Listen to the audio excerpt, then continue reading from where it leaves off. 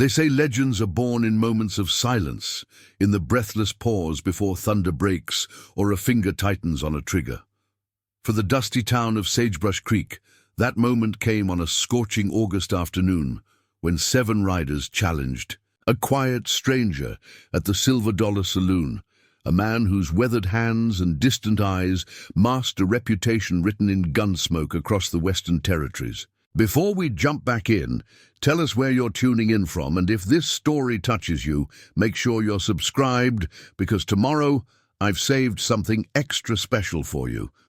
In the merciless heat of the New Mexico Territory, where the sun bleached bones and hopes with equal indifference, Thomas Stone Mason sat motionless at a corner table, his back to the wall and his eyes on the saloon's swinging doors. His coffee had grown cold, untouched as he watched the play of light and shadow through the window, measuring distances with the unconscious precision of a man who'd spent his life calculating the margins between life and death.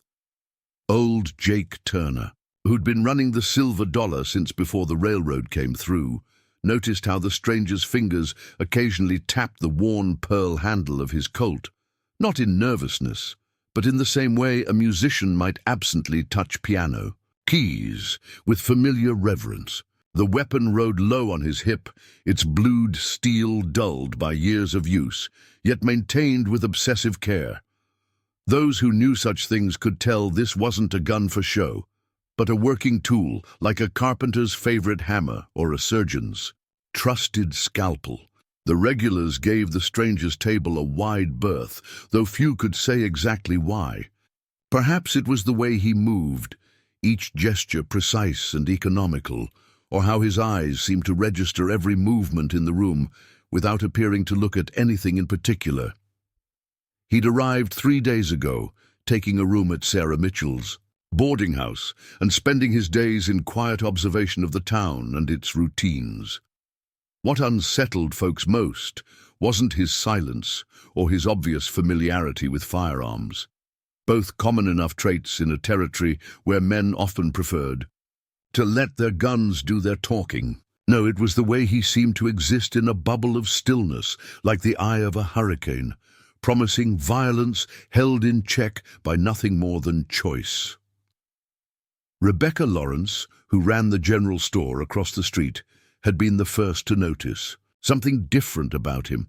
She'd seen him that first morning, testing the weight of a bag of coffee beans in his palm with the same deliberate care he gave to everything. His hands, she'd told her sister Mary that evening, they moved like he was handling something precious and dangerous at the same time. Reminded me of how Father used to handle his old army revolver, like he knew exactly what it could do and exactly what it would cost. The town had been on edge lately, with the Hawkins gang pushing their influence through the territory. 3 ranches had been burned out in the past month alone, their owners either bought out for pennies on the dollar or run off by increasingly unsubtle threats. The local law, in the form of aging Sheriff Daniel Hayes, seemed powerless to stop the tide of violence and intimidation that was slowly transforming the once peaceful valley. Stone Mason had appeared like a ghost out of the heat waves, riding a dark horse that moved with the same liquid grace as its master. No one knew his business in Sagebrush Creek, and he offered no explanation. But there was something in the way he watched the town, in how he positioned himself to observe both the street and the saloon's interior, that spoke of purpose, rather, than chance. The sound of horses outside drew Mason's attention, though nothing in his posture changed. Through the grimy windows, he could make out 7 riders approaching the saloon, their manner suggesting both confidence and ill intent. The Hawkins boys had finally decided to make their play in town, unaware they were about to cross paths with a legend they thought was just a story told around campfires. The lead rider, Cal Hawkins himself, sat on his horse like a man used to others moving out of his way. His reputation for casual cruelty was well earned, built on a foundation of broken bones and burned homes. Behind him, his men spread out in a loose formation that spoke of experience and coordination. They weren't common thugs, but hardened gunmen, who'd learned their trade in the bitter school of frontier violence. Inside the saloon, conversations died as the sound of boot heels on wooden planks announced the arrival of trouble. Jake Turner's hands disappeared beneath the bar, where everyone knew he kept a scattergun for emergencies. The few patrons present began drifting toward the back door, leaving Mason alone in his corner, still seemingly absorbed in his cold coffee. The change in the room's atmosphere was palpable, like the air before a storm. Old-timers would later swear they could feel the weight of destiny settling over the saloon, though none could say exactly why this moment felt different from the dozens of other times the Hawkins gang had rolled into town looking for entertainment. Cal Hawkins paused in the doorway, letting his eyes adjust to the interior gloom. His gaze swept the room with practiced arrogance until it settled on the quiet figure in the corner. Something in Mason's stillness caught his attention, triggered an instinct honed by years of violence. Here was someone who didn't fit the pattern of cowed townspeople and cautious drifters. "Well, well," Hawkins drawled, his voice carrying the casual menace of a man unused to being challenged. "What do we have here? Ain't you a little far from wherever it is you came from, stranger?" Mason's eyes lifted slowly from his coffee cup, meeting Hawkins' gaze with the same deliberate calm he brought to everything. His voice, when he spoke, was quiet, but carried clearly in the tense silence. "Not as far as you might think, Mr. Hawkins." The use of his name caused Hawkins to stiffen slightly. Behind him, his men's hands drifted closer to their weapons. The stranger's recognition of their leader suggested knowledge they hadn't expected to find in this backwater town. "Seems to have me at a disadvantage," Hawkins replied, his friendly tone belied by the cold calculation in his eyes. "You know my name, but I don't recall making your acquaintance." "No reason you should," Mason answered, his fingers still resting lightly on his coffee cup. "Though you might have heard of some work I did up in Wyoming Territory, place called Broken Ridge." The effect of these words was electric. Two of Hawkins' men exchanged glances, while another took an unconscious step backward.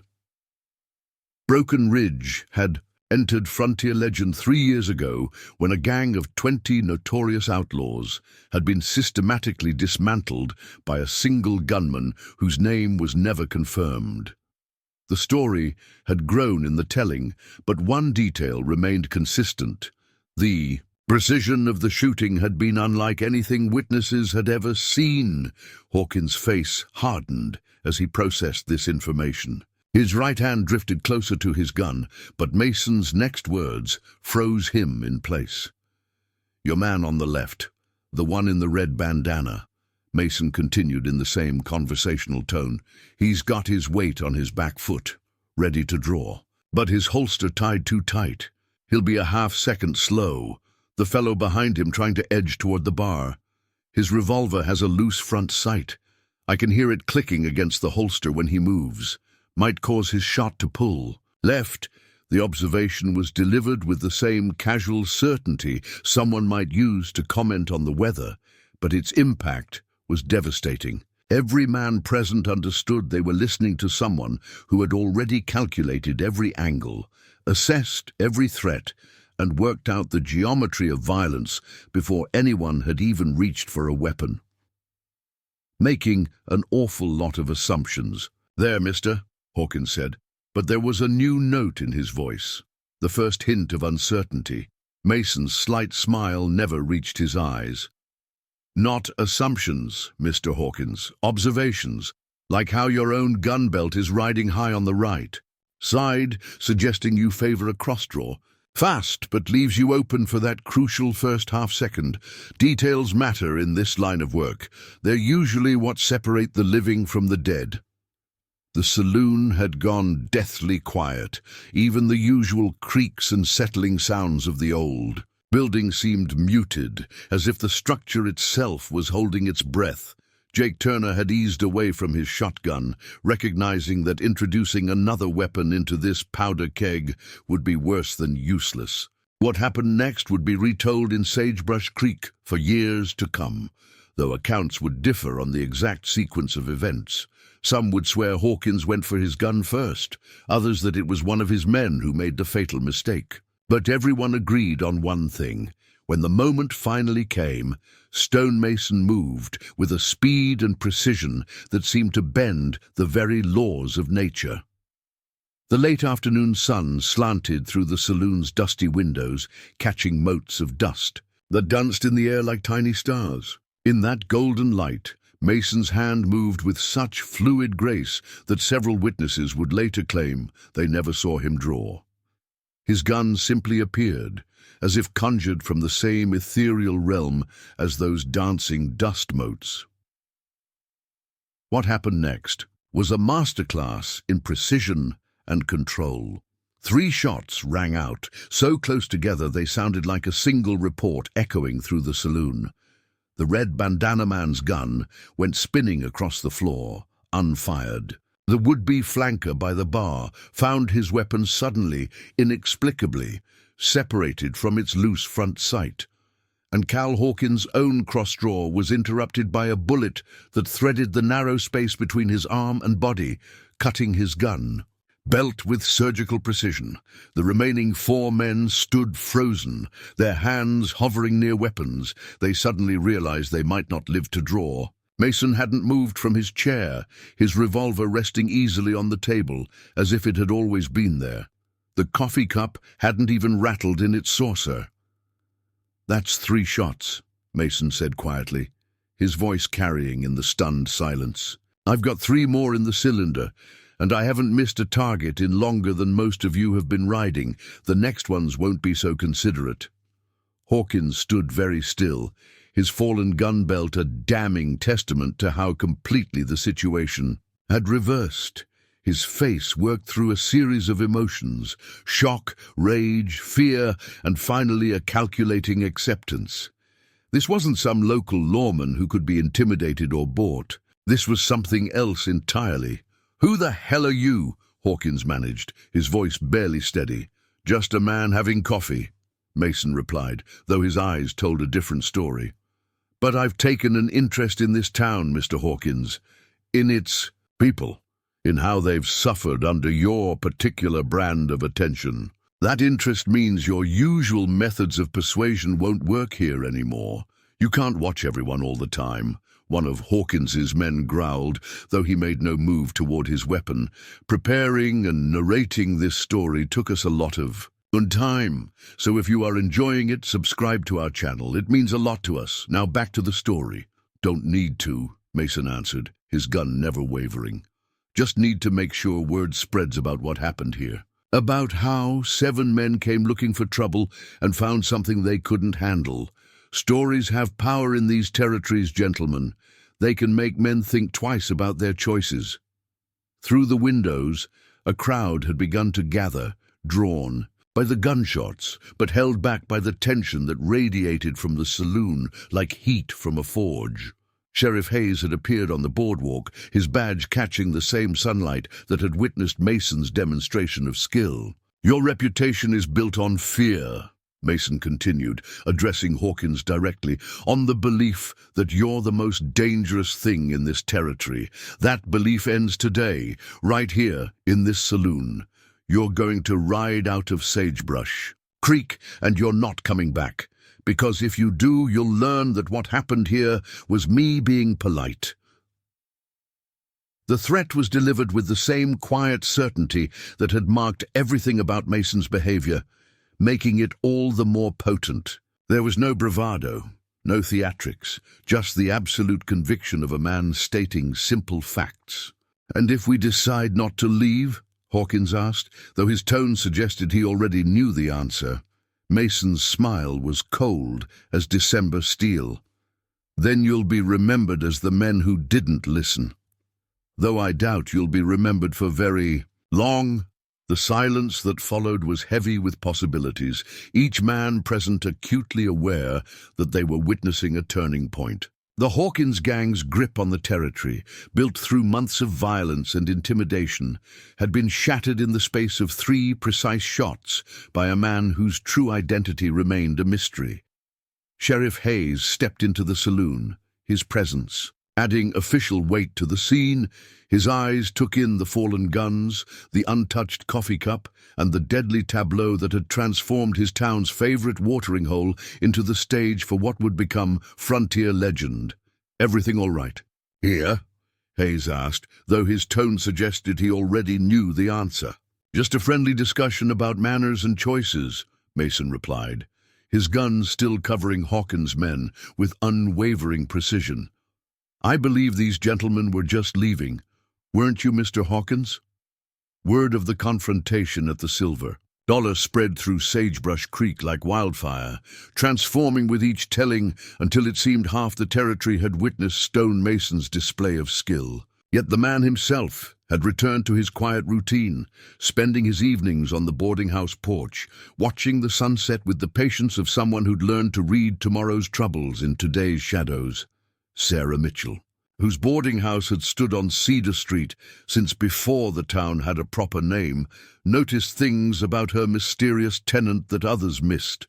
The way he always chose the same chair at dinner, positioned to watch both the door and windows. How he cleaned his gun each evening with ritualistic precision, his hands moving through the familiar motions while his eyes remained alert to every change in his surroundings. But most telling was the leather-bound journal he wrote late at night, its pages filled with what looked like calculations and diagrams rather than the usual traveler's observations.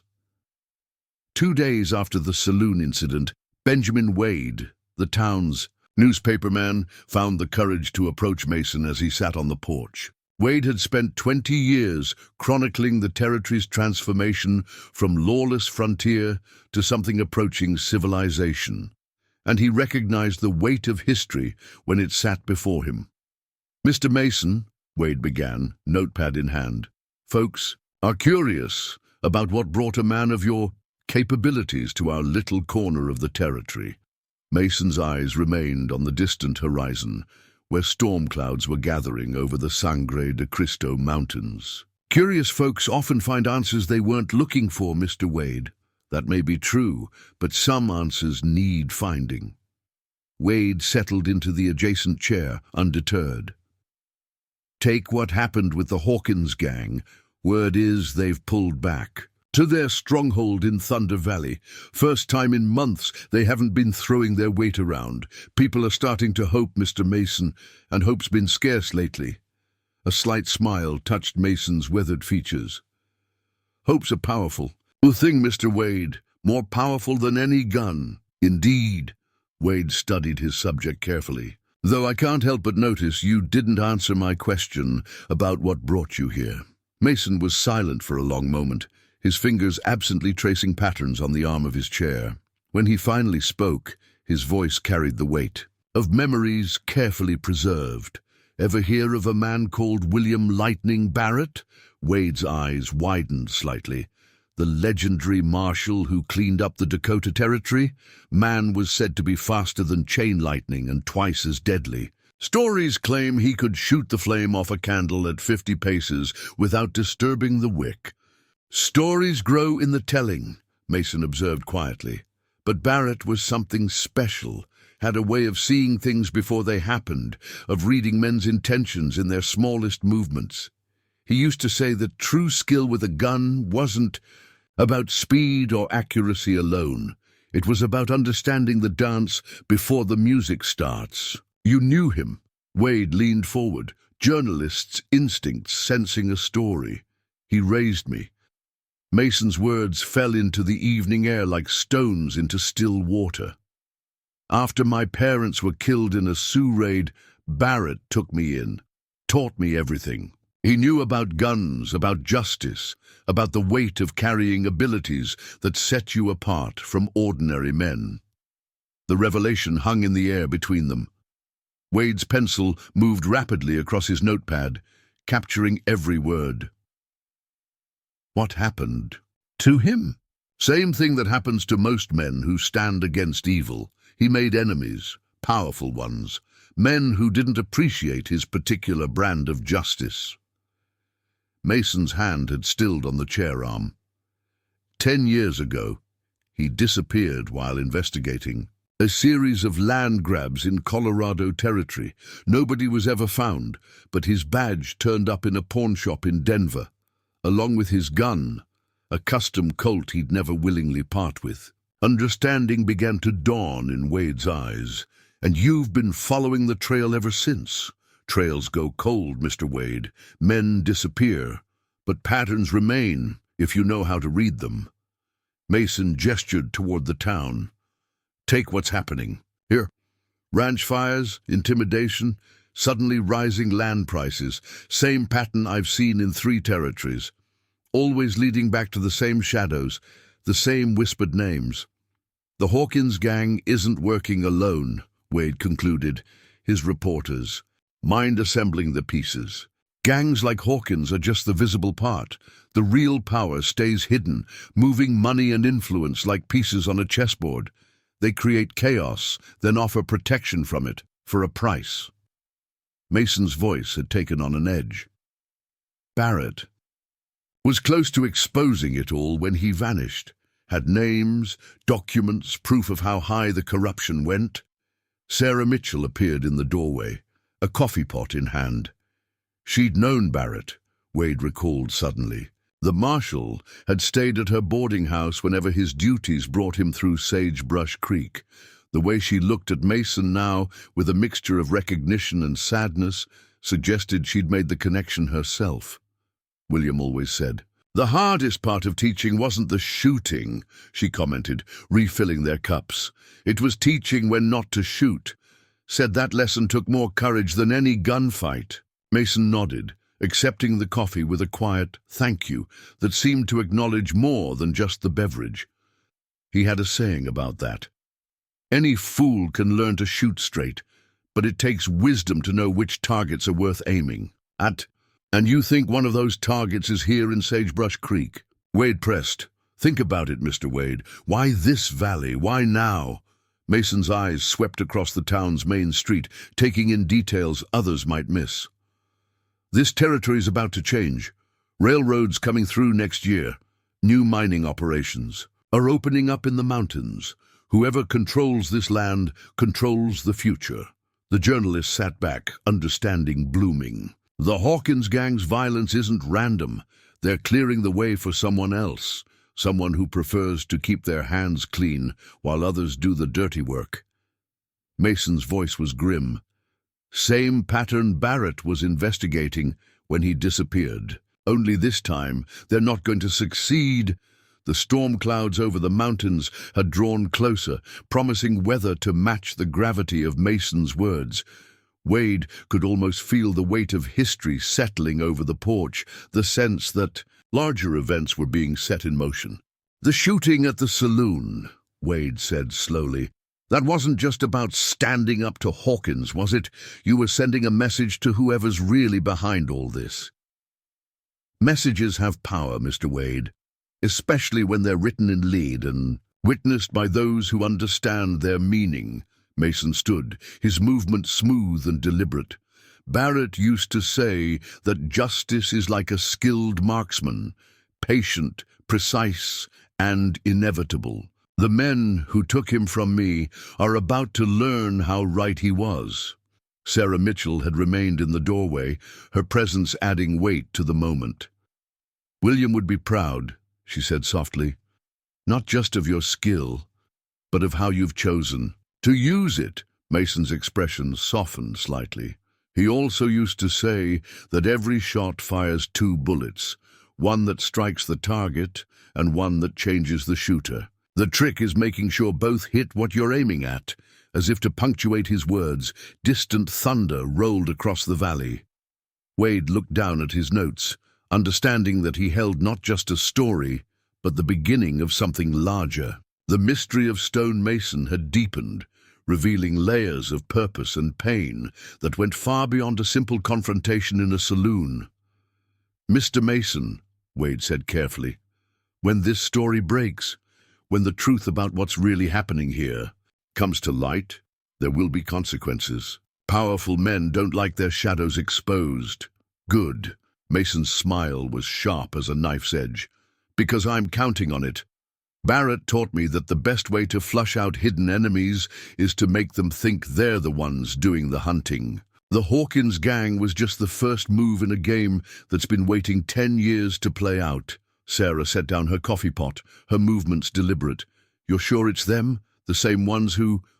The pattern's too similar to be a coincidence. The land grabs, the strategic violence, the careful corruption of local law enforcement. Mason's hand rested lightly on his gun. They're building another empire here, just like they tried to do in Colorado. Only this time, someone's waiting for them. Someone who learned from the best how to read the signs, how to calculate the angles, how to wait for the perfect moment to take the shot that really matters.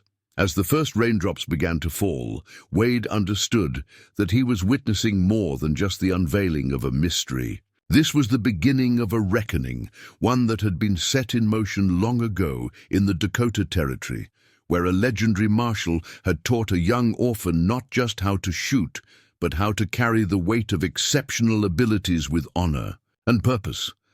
The story of Stone Mason and the Hawkins gang wasn't just about a confrontation in a saloon. It was about justice delayed, but not denied, about patterns hidden in plain sight, and about the power of lessons passed from one generation to the next. As Wade packed away his notebook, he knew that Sagebrush Creek was about to become the stage for something much larger than a simple range war. "There's something else you should know," Sarah Mitchell said, her voice dropping lower as distant lightning illuminated the gathering dusk. "A rider came through last week before you arrived, asking questions about William Barrett." Mason's stillness became more pronounced, like a predator catching a scent. "What kind of questions?" "About his habits, his methods, specifically about a journal he used to keep." Sarah's hands twisted her apron unconsciously. "I didn't tell them anything, of course. But they weren't the usual kind of curious drifters. These men had an edge to them, like wolves trying to act like house dogs." Wade leaned forward, sensing another layer to the story. "You think they knew something about Barrett's disappearance?" "They knew too much," Sarah replied. "Details about his cases that were never made public, about how he tracked land fraud and corruption across territories. One of them even mentioned Thunder Valley." Mason's eyes narrowed slightly. "Thunder Valley, where Hawkins has his stronghold." "The same," Sarah confirmed. "William used to say that place was more than just a hideout. Said something about old mining claims and railroad surveys that didn't add up. Barrett's last letter to me mentioned Thunder Valley," Mason revealed, his voice thoughtful. "Said he'd found a connection between land grabs there and similar operations. In Colorado, that was 2 weeks before he disappeared. The rain was falling steadily now, drumming on the porch roof like distant gunfire." Wade's pencil moved across his notepad again, capturing the threads of a conspiracy that seemed to stretch across both time and territory. "These men who were asking questions," Mason continued, "did they leave any names?" Sarah shook her head. "But one of them had a distinctive scar, like a lightning bolt down his right cheek, and he wore a ring, gold with a black stone. I remember because William had sketched something similar in his journal once, and said it was connected to a group of powerful men who operated in the shadows." "The Obsidian Circle," Mason said softly, as if speaking a name best left unspoken. "Barrett had almost proved their existence before he vanished. A secret society of wealthy men who manipulated territories for profit, using gangs like Hawkins to do their dirty work." Wade felt a chill that had nothing to do with the rain. "And you think they're here now, making a play for Sagebrush Creek?" "Not just the creek," Mason corrected. "The entire valley. The railroad's coming, but only one line can control the pass through Thunder Valley. Whoever owns that land owns the future of 3 territories." Sarah's face had gone pale. That's why William came here, isn't it? 10 years ago. He wasn't just investigating land fraud. Mason nodded grimly.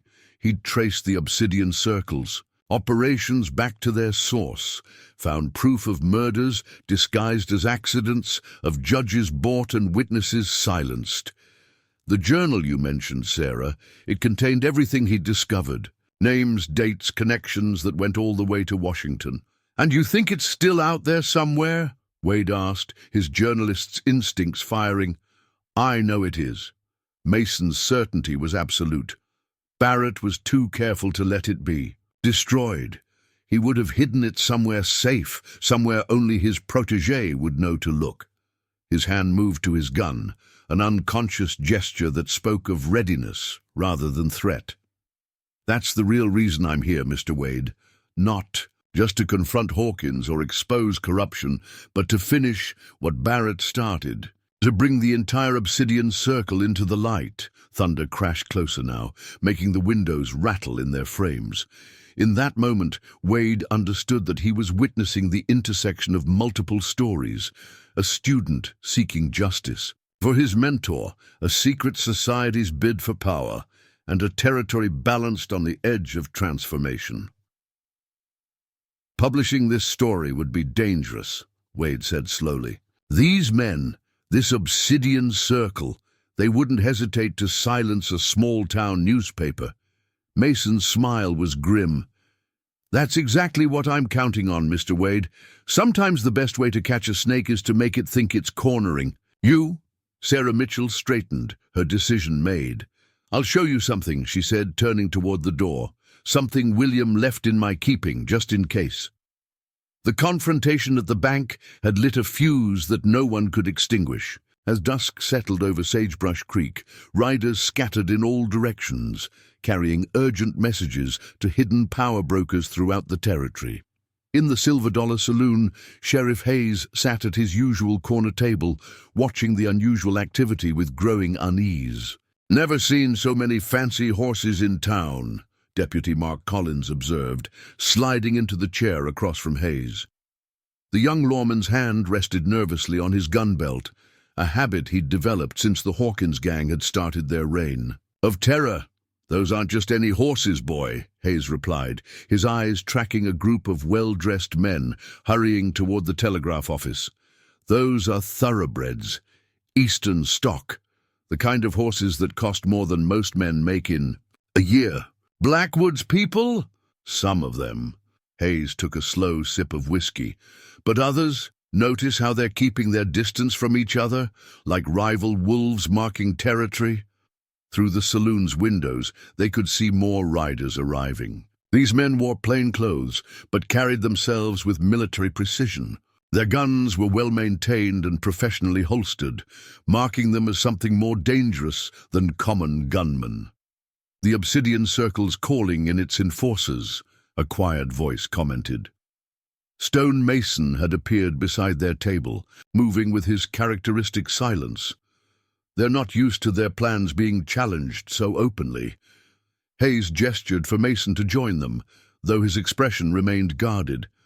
"Got a telegram from the territorial marshal this afternoon. Says you've been asking questions about William Barrett's disappearance. And what else did Marshal Thompson say?" Mason's question carried a weight that suggested he already knew the answer. Hayes studied the gunman carefully. "Said to tell you that certain documents arrived from Denver, something about land deeds and banking records that Barrett had compiled." A flash of satisfaction crossed Mason's features. "Right on schedule. Thompson's a good man, one of the few Barrett trusted." "Completely." "Those records," Collins interjected, "they're what Blackwood's really after, aren't they? Not just the land, but proof of how they've been stealing it." Before Mason could respond, the saloon's bat-wing doors burst open. A young ranch hand stumbled in, his face pale with urgency. "Sheriff, fire at Anderson Place. Someone's torched their barn." Hayes was on his feet instantly, but Mason's hand on his arm stopped him. "Think carefully, Sheriff. Why now? Why target the Andersons again when their ranch is already lost? Understanding dawned in Hayes's eyes. It's a diversion. Exactly. Mason's voice was grim. They're testing us, seeing how we'll split our forces. The real action will be somewhere else entirely. Collins stood, his young face hardening with determination. I'll handle the Anderson fire. Got some deputies I trust stationed nearby. Take Amanda Reynolds with you, Mason advised. After what happened at the bank today, she needs protection, and she knows more about Thunder Valley Development's operations than anyone except Thorne. As Collins hurried out, Hayes turned to Mason. You've been 3 steps ahead of everyone since you arrived.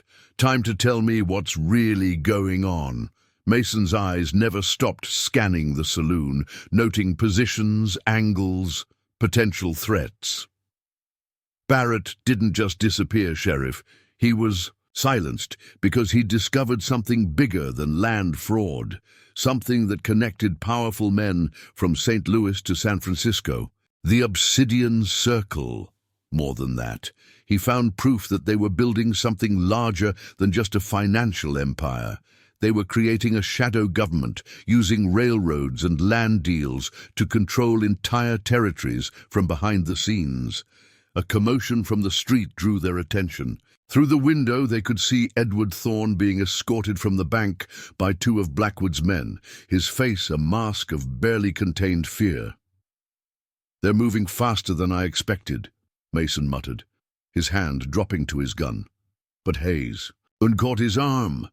Wait, the sheriff cautioned. Look at Thorne's coat pocket. A corner of paper protruded slightly, documents that hadn't been there earlier. Thorne's eyes met Mason's through the window, and a slight nod confirmed what they suspected. The banker had managed to secure proof of Thunder Valley Development's illegal operations. Clever man, Mason acknowledged.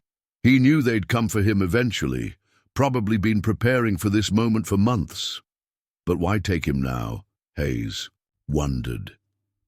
After all this time, why risk drawing attention? Because of what's coming on tomorrow's stage. Mason's voice was low, meant for Hayes alone. Barrett's original journal. Thompson found it hidden in a Denver bank vault, waiting all these years to be claimed by someone who knew where to look. The implications hit Hayes like a physical blow. That journal, it would expose everything. Names, dates, bank accounts, enough to bring down not just the Obsidian Circle, but half the territorial government. Mason stood, his movement liquid and purposeful. Barrett knew they'd kill him to keep it quiet. That's why he hid the evidence in pieces, scattered across 3 territories. The journal is the key that connects it all. Outside, more riders were arriving. Not Blackwood's men this time, but hard-faced strangers whose very presence seemed to lower the temperature of the evening air. They took up positions around the town square, with casual deliberation, like pieces being placed on a chessboard. They're sealing off the town, Hayes observed, making sure no one can leave or enter without their knowledge. Not just that, Mason corrected. Look at how they're positioned. Coverage of every major building, clear lines of fire to all escape routes. These aren't common gunmen, they're professionals, military trained. A thought struck Hayes. The stage route, if they know about the journal, they'll hit the stage before it reaches town. Mason was already moving toward the door. Which is exactly what I've been counting on. You're using the journal as bait, Hayes realized, drawing them out into the open. Mason paused at the saloon doors. Barrett taught me that sometimes the best shot isn't the one you take, it's the one you make your enemy think you're going to take. And the real journal? A slight smile touched Mason's features. Already here. Been here since before I arrived. Sarah Mitchell's been keeping it safe all these years, right where Barrett left it. The revelation left Hayes momentarily speechless. Everything, Mason's arrival, the confrontation with Hawkins, the events at the bank, had been carefully orchestrated to build to this moment. You've orchestrated quite a performance, Hayes said finally. But what happens when they realize they've been played? That's when the real shooting starts. Mason's voice was cold as December steel. And we'll find out if Barrett was right about one last thing. What's that? That justice, like a well-aimed bullet, always finds its mark, no matter how long it takes to reach the target. As if to punctuate his words, a shot rang out from the direction of Thunder Valley. The opening note in what promised to be a symphony of violence. The war for Sagebrush Creek was about to begin in earnest, and Stone Mason had just revealed that every move so far had been part of a plan 10 years in the making. Hayes watched the gunman step out into the gathering darkness, understanding that he was witnessing not just a fight for justice, but the culmination of a decade-long game of strategy and patience. The pieces were all in place, the trap was set, and the only question remaining was how many bodies would fall before the final shot found its mark. "Sheriff," a voice called from the street. Young Billy Thompson, the telegraph operator's son, came running up, a yellow paper clutched in his hand. "Urgent wire from Silver Springs." Hayes took the telegram, his weathered face growing grimmer as he read. "Hawkins' men were spotted heading toward Thunder Valley, but they're not alone. Got a dozen riders with them. Professional-looking types." Mason nodded as if this too was expected. Blackwood's bringing in his elite gunmen, men who usually operate in the shadows, doing the Circle's wet work in places far from civilization. "How can you be so sure?" "Because I've been tracking them for years, ever since Barrett disappeared." Mason's eyes scanned the darkening street. Men like James the Surgeon Whitaker, known for his precise killing shots, or the Reeves twins, who specialize in making murders look like accidents. Professional killers who never leave witnesses. A low whistle escaped Hayes's lips. Those are just stories, campfire tales to scare young deputies. Tell that to the 3 marshals who disappeared investigating land fraud in Wyoming, or the judge's family who died in that accidental house. "Fire in Colorado." Mason's voice carried the weight of hard-earned knowledge. "The Circle maintains its power through more than just money and influence. They have a whole shadow army of killers for hire." More riders were appearing at the edge of town, their shapes dark against the sunset. Among them, Hayes spotted a familiar figure that made his blood run cold. "That's Marcus Cole," he breathed, "the Angel of Death himself." Mason's hand moved imperceptibly closer to his gun. "You know him?" "Know of him. Was in Santa Fe when he took down the entire Martinez family. 15 men, all experienced gunfighters. Cole killed them all in less than 2 minutes. They say he can draw and fire 6 shots before a normal man can clear leather." "Good." Mason's response was unexpected. "The better they are, the more likely. They are to take the bait." From the direction of the Anderson Ranch, smoke was now clearly visible against the darkening sky. But Hayes noticed something odd about the pattern. "That's not just the barn burning," he realized. "There's at least 3 separate fires." "They're trying to stretch us thin," Mason confirmed. "Force us to divide our resources. Standard military tactic. Create multiple diversions to mask the real objective." A new sound joined the symphony of approaching danger, the rhythmic clicking of Blackwood's silver-headed cane on the boardwalk. The railroad baron emerged from the gathering shadows like a well-dressed spectre, his usual mask of civility, replaced by cold determination.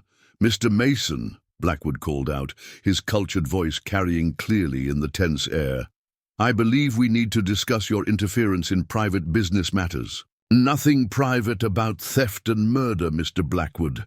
Mason's response was calm, almost casual. "Though I understand why you'd prefer to keep certain business practices out of the public eye. You're playing a dangerous game, son. One that is a better man than you have lost." "Like William Barrett?" Mason's question hung in the air like gunsmoke. Interesting choice of words. Lost, not died or disappeared, almost like you know something about what really happened to him. A flash of something, recognition, concern, crossed Blackwood's features. Behind him, His professional gunmen had spread out in a loose semicircle, each finding positions that offered both cover and clear lines of fire. "Marcus," Blackwood spoke without turning, "perhaps you could explain to Mr. Mason the consequences of excessive curiosity." Cole stepped forward, his movement liquid and predatory. Everything about him radiated lethal capability, from his perfectly maintained gun belt to the way his eyes constantly calculated distances and angles. "I've heard about your little demonstration at the Silver Dollar," Cole drawled. "Impressive for amateur theatrics, but this isn't a saloon game, boy. This is business." Mason's response was unexpected, a laugh that held no humor. "You really don't recognize me, do you, Marcus? Then again, it has been 10 years. I was just a kid when you and your friends visited Barrett's camp in Colorado." The effect of these words was electric. Cole's casual confidence vanished, replaced by focused intensity. "The boy, Barrett's apprentice, not a boy anymore." Mason's voice was steel. "And I've spent every day since then learning how to make sure men like you can't bury the truth again." The street had gone deathly quiet, every person present sensing that they were witnessing something momentous. Hayes found himself holding his breath, understanding that the real game was only now becoming clear. In the distance, another shot rang out, followed by the sound of galloping hooves. The stage was arriving early, far too early for its regular schedule. Everything was accelerating, pieces falling into place with the precision of a well-oiled machine. "Last chance, Mr. Blackwood," Mason offered quietly. "Order your men to stand down. Let justice take its course." Blackwood's laugh was cold as a mountain stream. "Justice? In this territory, I am justice. I own the courts, the banks, half the marshals between here and Denver. By this time tomorrow, Sagebrush Creek will be just another notation in my ledgers, and you'll be a cautionary tale about knowing your place." "Maybe," Mason agreed. "Or maybe you'll finally learn what Barrett tried to teach you 10 years ago, that some things can't be bought or buried. Some truths demand to be heard, no matter how long it takes them to find their voice." The tension in the street had reached breaking point. Every man present knew that violence was inevitable now. The only questions were when and how many would fall in its wake. But as Hayes watched Mason stand calmly in the face of overwhelming odds, he realized that this too was part of the plan. The real question wasn't who would survive the coming storm. It was who was meant to survive it. And more importantly, what truths would emerge from the chaos that Stone Mason had so carefully orchestrated. The early morning sun cast long shadows across Sagebrush Creek, painting the town in shades of gold and promise that belied the tension hanging in the air. In the boarding house kitchen, Sarah Mitchell watched Stone Mason clean his guns with the same methodical precision she'd once observed in William Barrett. But there was something different in Mason's movements, a contained energy that spoke of imminent action rather than routine maintenance. "They're watching the house," she said quietly, setting a cup of coffee near his elbow. 3 men. Been there since dawn." Mason nodded without looking up. "Whitaker's men. Professional shadows. They specialize in observation and intelligence. Gathering. Notice how they never look directly at what they're watching? How do you know so much about them?" His hands never paused in their work as he responded. "Spent 2 years in Mexico tracking one of their operations. Learned their methods, their patterns, the way they think." The sound of horses outside drew their attention. Through the window they could see Marcus Cole riding past, his presence like a dark cloud moving through the morning light. As he passed, his eyes met Mason's for just a moment, a look that carried the weight of old sins and promised violence to come. "He remembers you now, doesn't he?" Sarah's voice was soft with concern. "He remembers a boy who saw too much." Mason's hands moved to his gun belt, checking each cartridge with practiced care. "But he's about to meet the man that boy became." From the street came the sound of hammering, shopkeepers boarding up windows, preparing for the storm. Everyone could feel approaching. The noise carried a rhythm that seemed to echo the tension building in the town's heart. Barrett used to say that every expert has a pattern, Mason continued, his voice taking on the tone of someone sharing hard-earned wisdom. A way of doing things that becomes so natural they don't even realize it's predictable. Cole's weakness is his pride. He'll want to face me alone, to prove he's still the fastest. Whitaker will try to set up a precise shot from high ground. He never engages up close if he can help it. And the Reeves twins. A sharp crack split the morning air, a rifle shot from the direction of Thunder Valley. Mason was on his feet instantly, but his movement held no panic, only calculated readiness. "Right on time," he murmured. "They're starting their performance." Sarah's face showed confusion. "Performance? They want us watching Thunder Valley, expecting trouble from that direction. It's what they always do. Create an obvious threat, to mask the real danger." His eyes scanned the street through the window, noting details others might miss. "Notice how Whitaker's men have shifted position. They're not just watching anymore.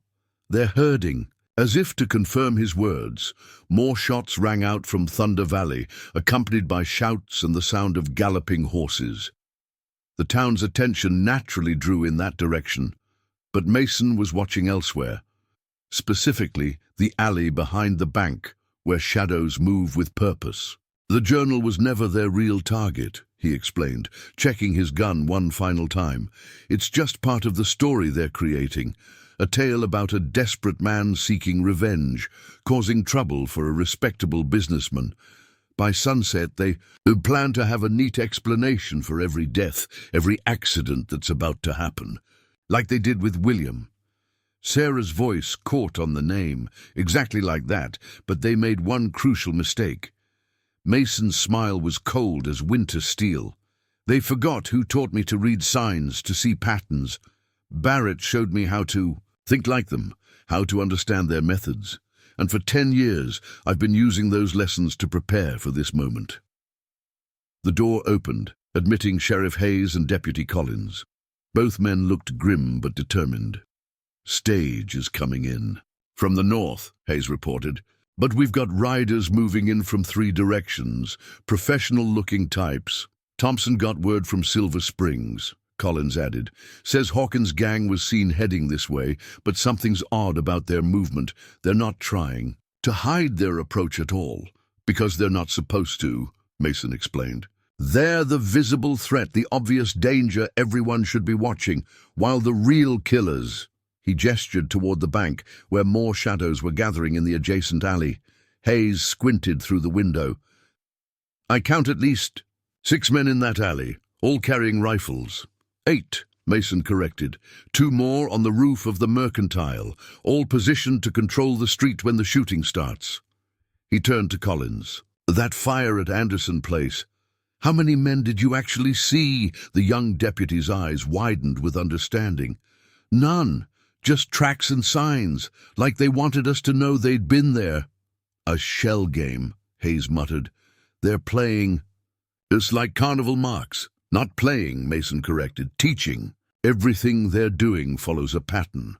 The same methods they've used dozens of times to take over other towns, create multiple threats, divide the opposition's attention, then strike from an unexpected direction." Sarah watched as Mason moved toward the door, his every movement measured and precise. "You're going out there, against all of them?" "No, Mrs. Mitchell. I'm going to show them what happens when someone learns their lessons too well." He paused at the threshold. "Barrett taught me more than just how to shoot. He taught me how to think like them, how to see the layers in their plans. And for 10 years, I've been building something they won't expect." "What's that?" Hayes asked. "A mirror. Every move they make shows them something familiar, comfortable, makes them think they're in control. But what they're really seeing is a reflection of their own methods, turned back on them." Mason's hand rested lightly on his gun. By the time they realize their own tactics are being used against them, it'll be too late.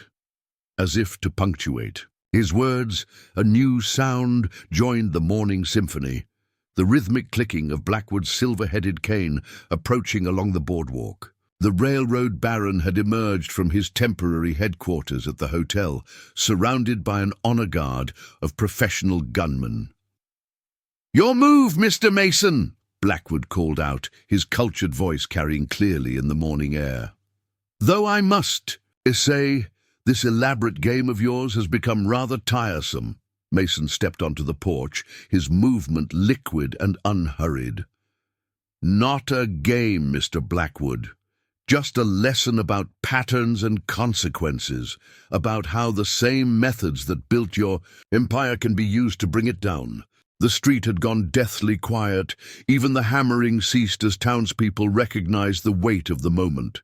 In the distance, thunder rumbled, a strange sound given the clear sky, until Hayes realized it was the approaching stage, running far ahead of schedule. "You talk about patterns," Blackwood responded, his false geniality slipping. "Let me show you one that never fails. Mr. Cole, if you would." Marcus Cole stepped forward, his hands hovering near his guns. But Mason's laugh stopped him cold. "Right on cue," Mason said softly. The famous gunman called forward like a trained dog. "Tell me, Marcus, did you ever wonder why Barrett kept such detailed notes about your methods? About how you telegraph, your draws, how you favor your right side slightly, how you always take 3 steps before making your move?" Cole's confident expression flickered. "You're bluffing." "Am I? Check your gun belt. Notice anything different? Like how it's been subtly adjusted while you slept. Amazing what a good leather worker can do with the right instructions. About half. An inch higher on the right, isn't it? Just enough to change your draw angle, just enough to make all that muscle memory work against you." The effect of these words was devastating. Cole's hand darted to his gun belt, feeling the almost imperceptible change that Mason had described. His face went pale as he realized the implications. Someone had gotten close enough while he slept to alter his equipment, to turn his own perfectly maintained gear into a potential death trap. "Impossible," he whispered, like it was impossible for someone to get close enough to tamper with Barrett's guns. Mason's voice carried an edge now. "Everything you're experiencing, the uncertainty, the fear of trusted methods betraying you, that's what he felt in those last moments. The difference is, he didn't know it was coming. You do."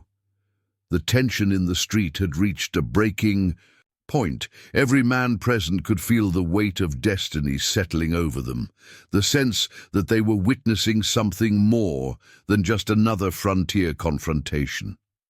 This was the culmination of a decade of planning, of a student turning his teacher's methods back on them with devastating precision.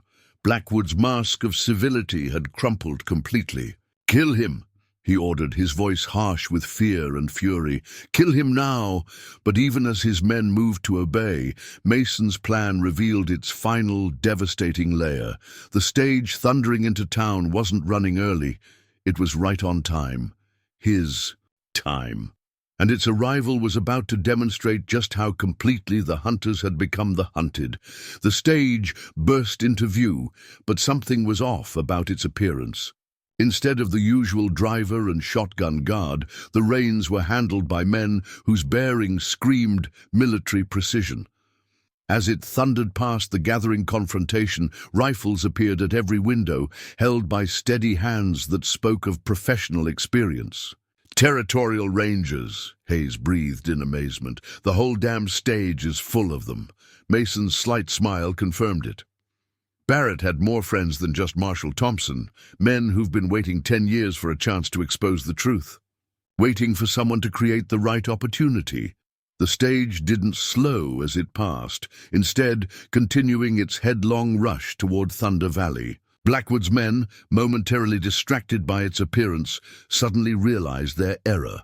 They'd been drawn into position, pulled into the open by Mason's careful choreography. Your reinforcements just rode past, Blackwood observed, trying to recover his composure.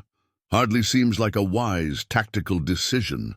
They're not reinforcements, Mason replied calmly. They're the hammer, and you, Mr. Blackwood, are about to meet the anvil. As if summoned by his words, movement erupted from seemingly every doorway and window overlooking the street.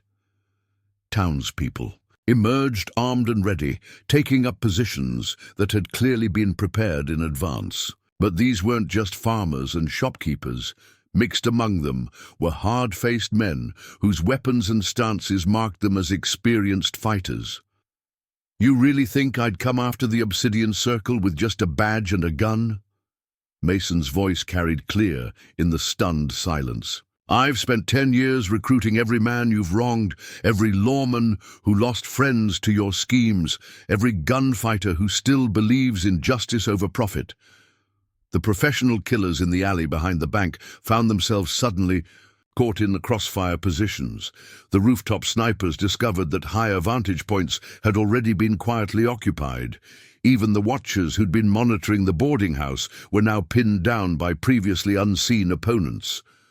Impossible, Cole muttered, his legendary confidence cracking. We had this town under complete surveillance. No, Mason corrected. You saw exactly what I wanted you to see.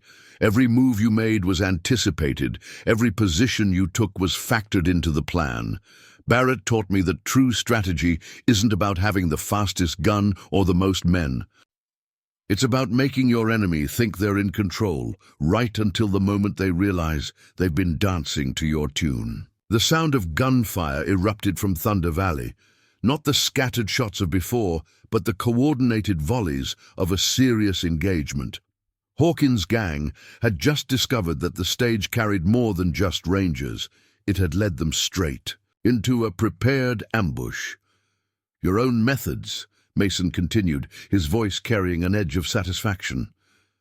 The same tactics you used to destroy Barrett and dozens of others.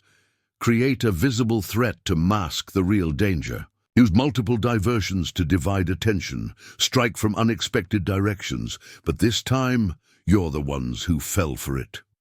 Blackwood's face had gone pale with fury and dawning fear. You arrogant pup. You think you can stand against the entire circle.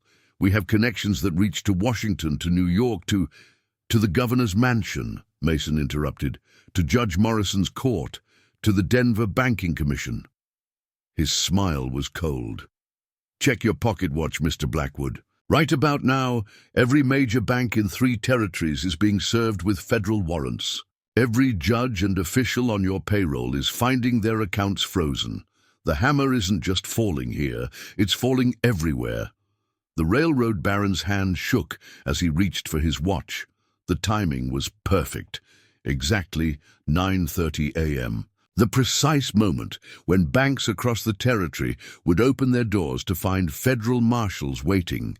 How? Blackwood's voice cracked. How could you possibly coordinate the same way you coordinated your takeovers? Through careful planning, through positioned allies, through understanding that timing is everything.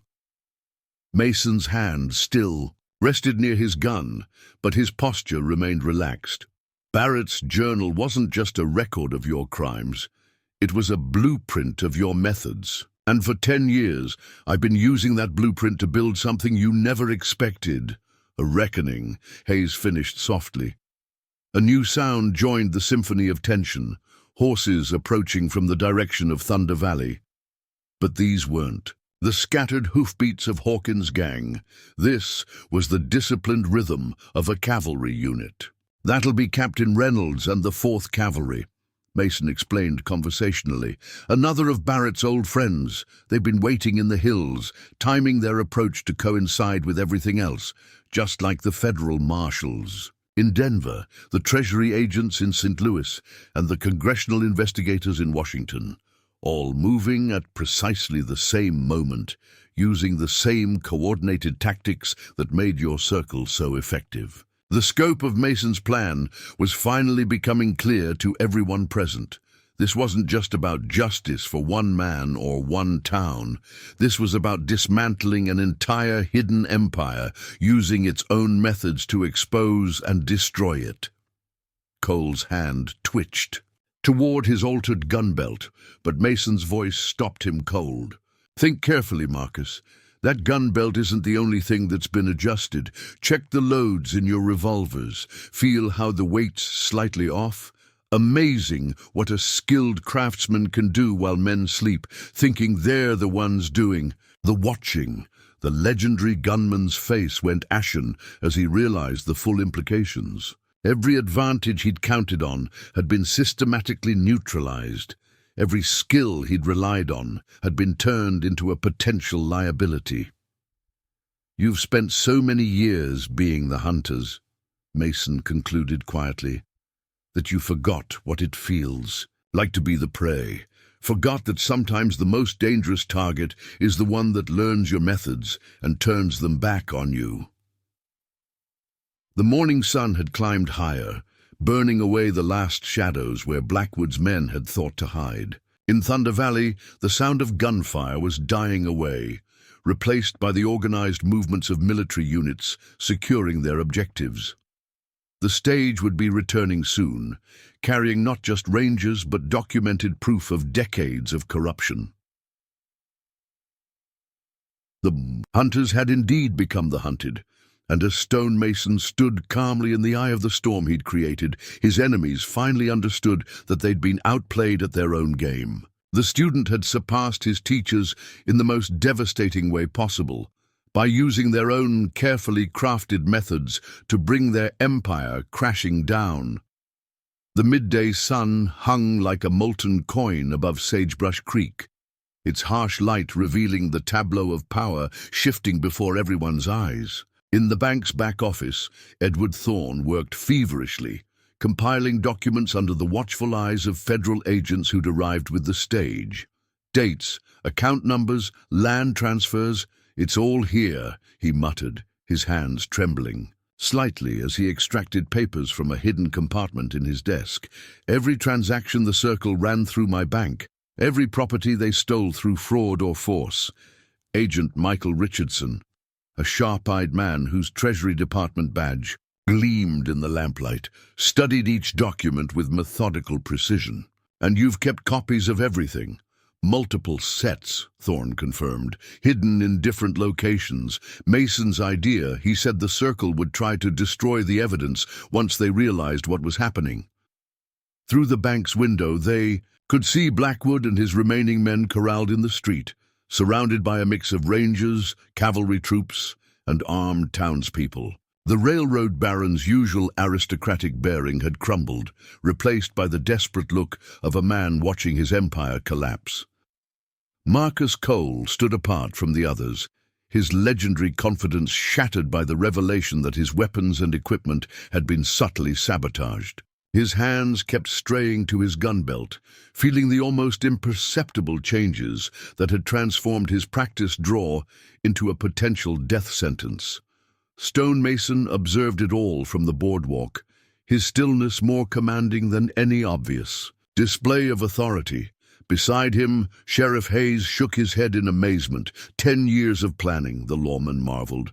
Every detail calculated, every move choreographed. How did you keep it all straight? Mason's slight smile held no warmth. Barrett taught me more than just shooting. He showed me how men like Blackwood think, how they build their empires on predictable patterns. The trick wasn't just learning their methods, it was having the patience to turn those methods back on them. A commotion from the direction of Thunder Valley drew their attention. Riders approaching, but not the scattered retreat of Hawkins' defeated gang. This was the disciplined movement of military units, escorting prisoners and captured documents. Captain James Reynolds of the 4th Cavalry rode at their head, his uniform dusty, but his bearing parade ground perfect. Behind him came wagons laden with strongboxes and document cases, the physical evidence of the Circle's operations in the valley. Thunder Valley's secured, Reynolds reported, dismounting near Mason. Found more than we expected. Not just Hawkins' hideout, but a complete operations center. Plans for the railroad, surveys of water rights, lists of officials on the payroll, even architectural drawings for what they planned to build once they controlled the whole territory. An empire needs infrastructure, Mason observed quietly. Roads, railways, telegraph lines, all carefully planned to consolidate power in the right hands. Barrett figured that out too late in Colorado. This time, we let them build the evidence against themselves. Amanda Reynolds emerged from the bank, carrying another stack of documents. Found something interesting in the telegraph records, she announced. Messages between Blackwood and someone in Washington, coded, but using a cipher Barrett documented in his journal. Let me guess, Mason said. They mention special appropriations and development priorities for the territory. Amanda nodded. Along with lists of judges and marshals who needed to be properly motivated. It's all here. Every bribe, every threat, every piece of their plan to control not just the land, but the very machinery of justice itself. The scope of what Mason had uncovered was still unfolding, revealing layers of corruption that went far beyond simple land grabs. This was about power in its purest form, the power to shape the future of entire territories through careful manipulation of money, law, and violence. A noise from the street drew their attention. Blackwood had begun to laugh, a harsh, desperate sound that carried an edge of madness. "You fool," he spat at Mason. "You think exposing all this will change anything? There will always be men like me, building empires, while self-righteous idealists like Barrett stand in the way. The only difference is that some of us survive to enjoy our success." Mason's response was coldly precise. Survival isn't always success, Mr. Blackwood. Sometimes it's just postponing the inevitable. His eyes met Cole's. Isn't that right, Marcus? All those years thinking you'd gotten away with Barrett's murder, never realizing you were being studied, your methods documented, your patterns mapped. Cole's legendary composure cracked completely. The boy, the one who escaped that night in Colorado. We searched for weeks.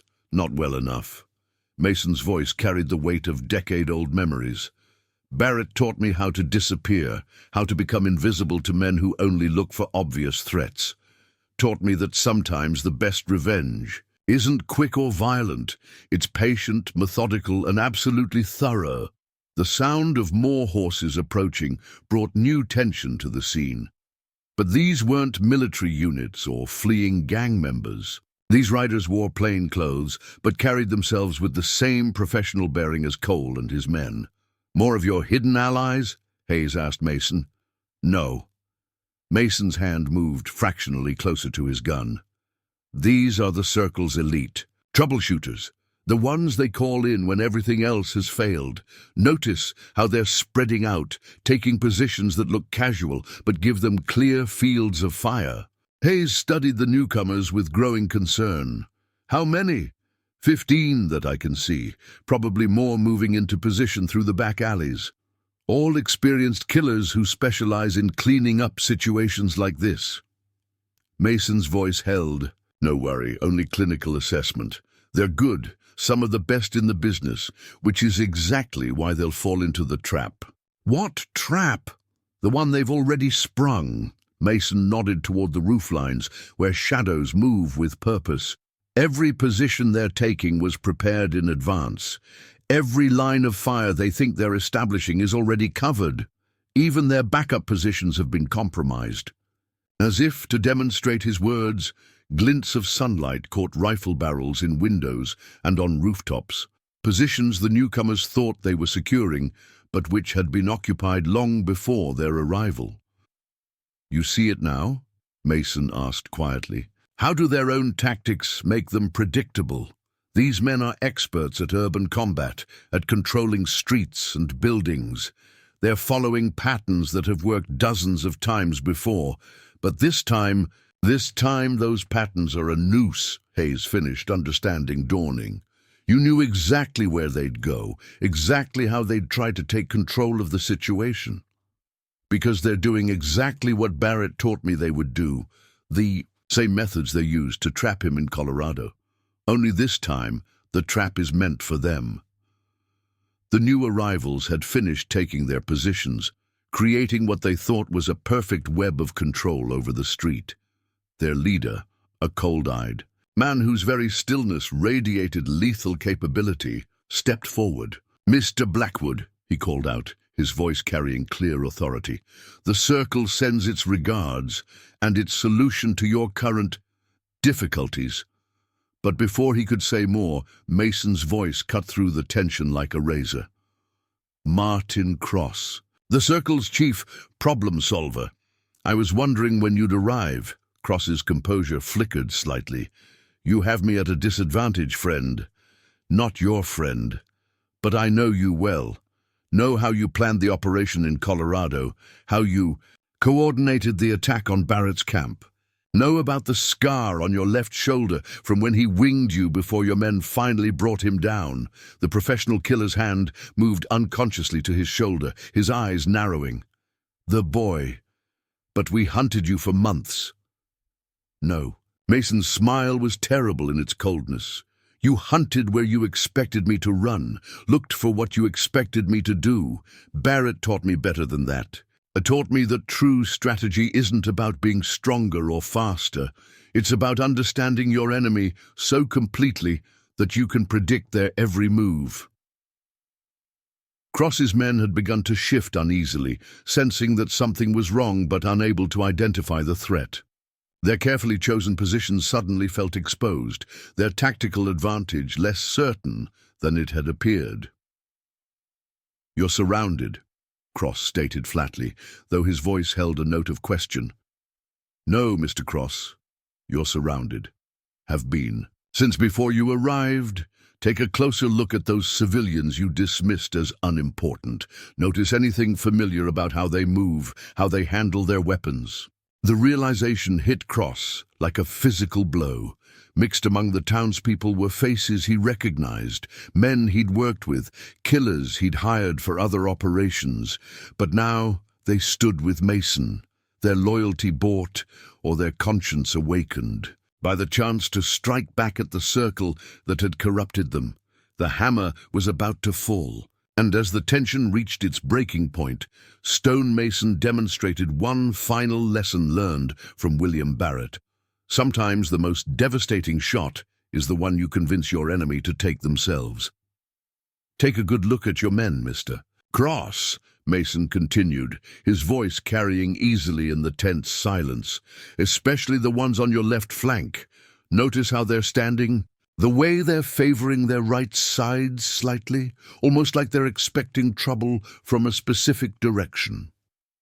Cross's eyes darted to his men, his tactical mind processing the subtle wrongness Mason had pointed out. 3 of his most trusted killers were indeed positioned oddly, their stances suggesting they were protecting themselves from something. "Now," Mason said softly. The 3 men Cross had been studying suddenly moved with lethal precision, not against Mason or the townspeople, but against their own companions. In seconds, half of Cross's remaining force found themselves disarmed by people they'd trusted at their backs. "Loyalty's an interesting commodity," Mason observed, "especially when people discover they've been serving lies instead of justice. Some of your men have known the truth about Barrett for years, just needed someone to give them a chance to make it right." Cross's legendary composure cracked. "Impossible. My men are personally vetted, their backgrounds checked by the same methods you used in Colorado, the same careful system that failed to find one orphaned boy."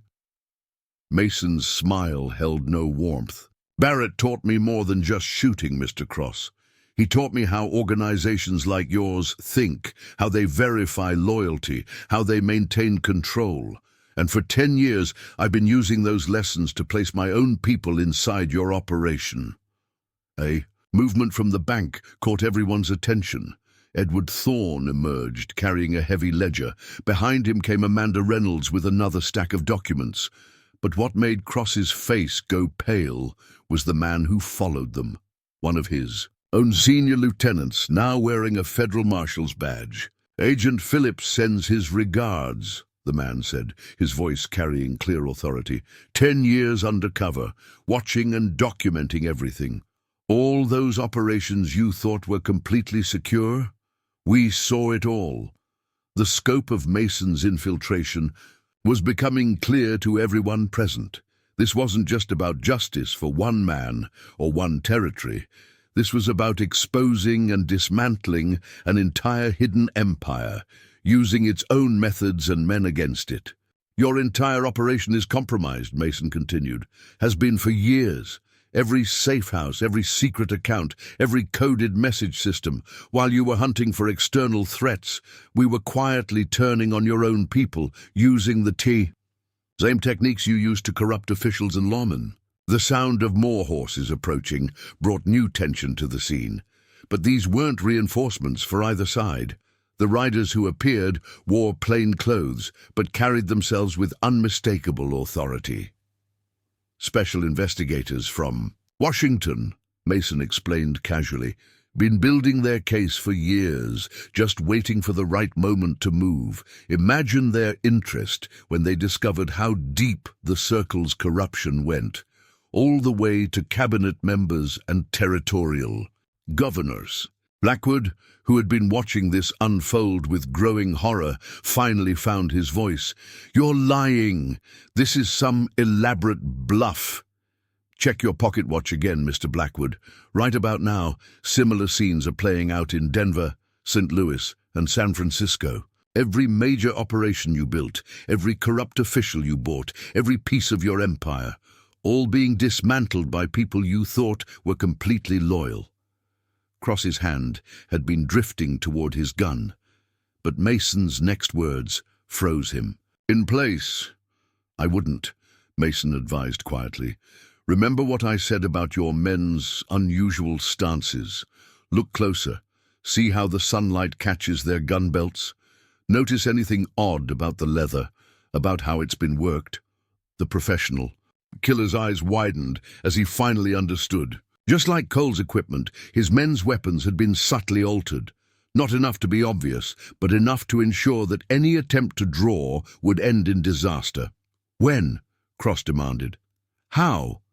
"The same way you got Barrett's guns in Colorado. One piece at a time, one trusted person at a time.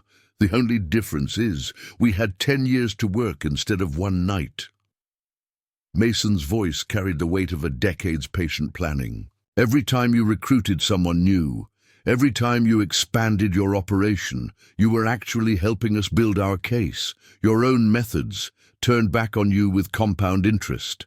The special investigators had begun dismounting, their movements precise and coordinated. Among them were faces that made both Cross and Blackwood go pale, men they'd thought were completely under their control, now revealed as long-term federal agents. "The Circle's greatest weakness," Mason continued, "was its belief in its own invulnerability. You thought your methods were foolproof, your security perfect. Never occurred to you that someone might study those methods, might learn to use them better than you did. The sun had reached its zenith, casting no shadows to hide in." In Thunder Valley, the sound of military operations continued as the cavalry systematically dismantled decades of hidden infrastructure. The stage was returning, carrying not just documents but prisoners, corrupt officials who'd already turned evidence in exchange for leniency. "One last lesson from Barrett," Mason said softly, his words meant for Cross alone. "He always said that true justice isn't about being the fastest gun or the smartest player. It's about being patient enough to let evil expose itself, corrupt, enough to destroy itself from within." The weight of defeat settled over Cross and his remaining loyal men. They had been beaten not by superior force or faster guns, but by their own methods turned against them with devastating precision. The hunters had become the hunted, their own carefully crafted techniques transformed into the instruments of their destruction. And as the federal agents moved in to begin arrests, Stone Mason stood quietly in the eye of the storm he'd created, his decade of patience finally bearing fruit. The empire built on corruption was falling, brought down not by external force, but by internal rot, carefully nurtured by those it had tried to destroy. As afternoon shadows lengthened across Sagebrush Creek, the town had transformed into a hub of controlled chaos. Federal agents moved purposefully between buildings, collecting documents and securing evidence. The Silver Dollar Saloon had been converted into a temporary command center, its usual atmosphere of frontier revelry replaced by the serious business of dismantling an empire. In a quiet corner, Stone Mason sat with Marshal David Thompson, reviewing a stack of papers that detailed the next phase of their operation.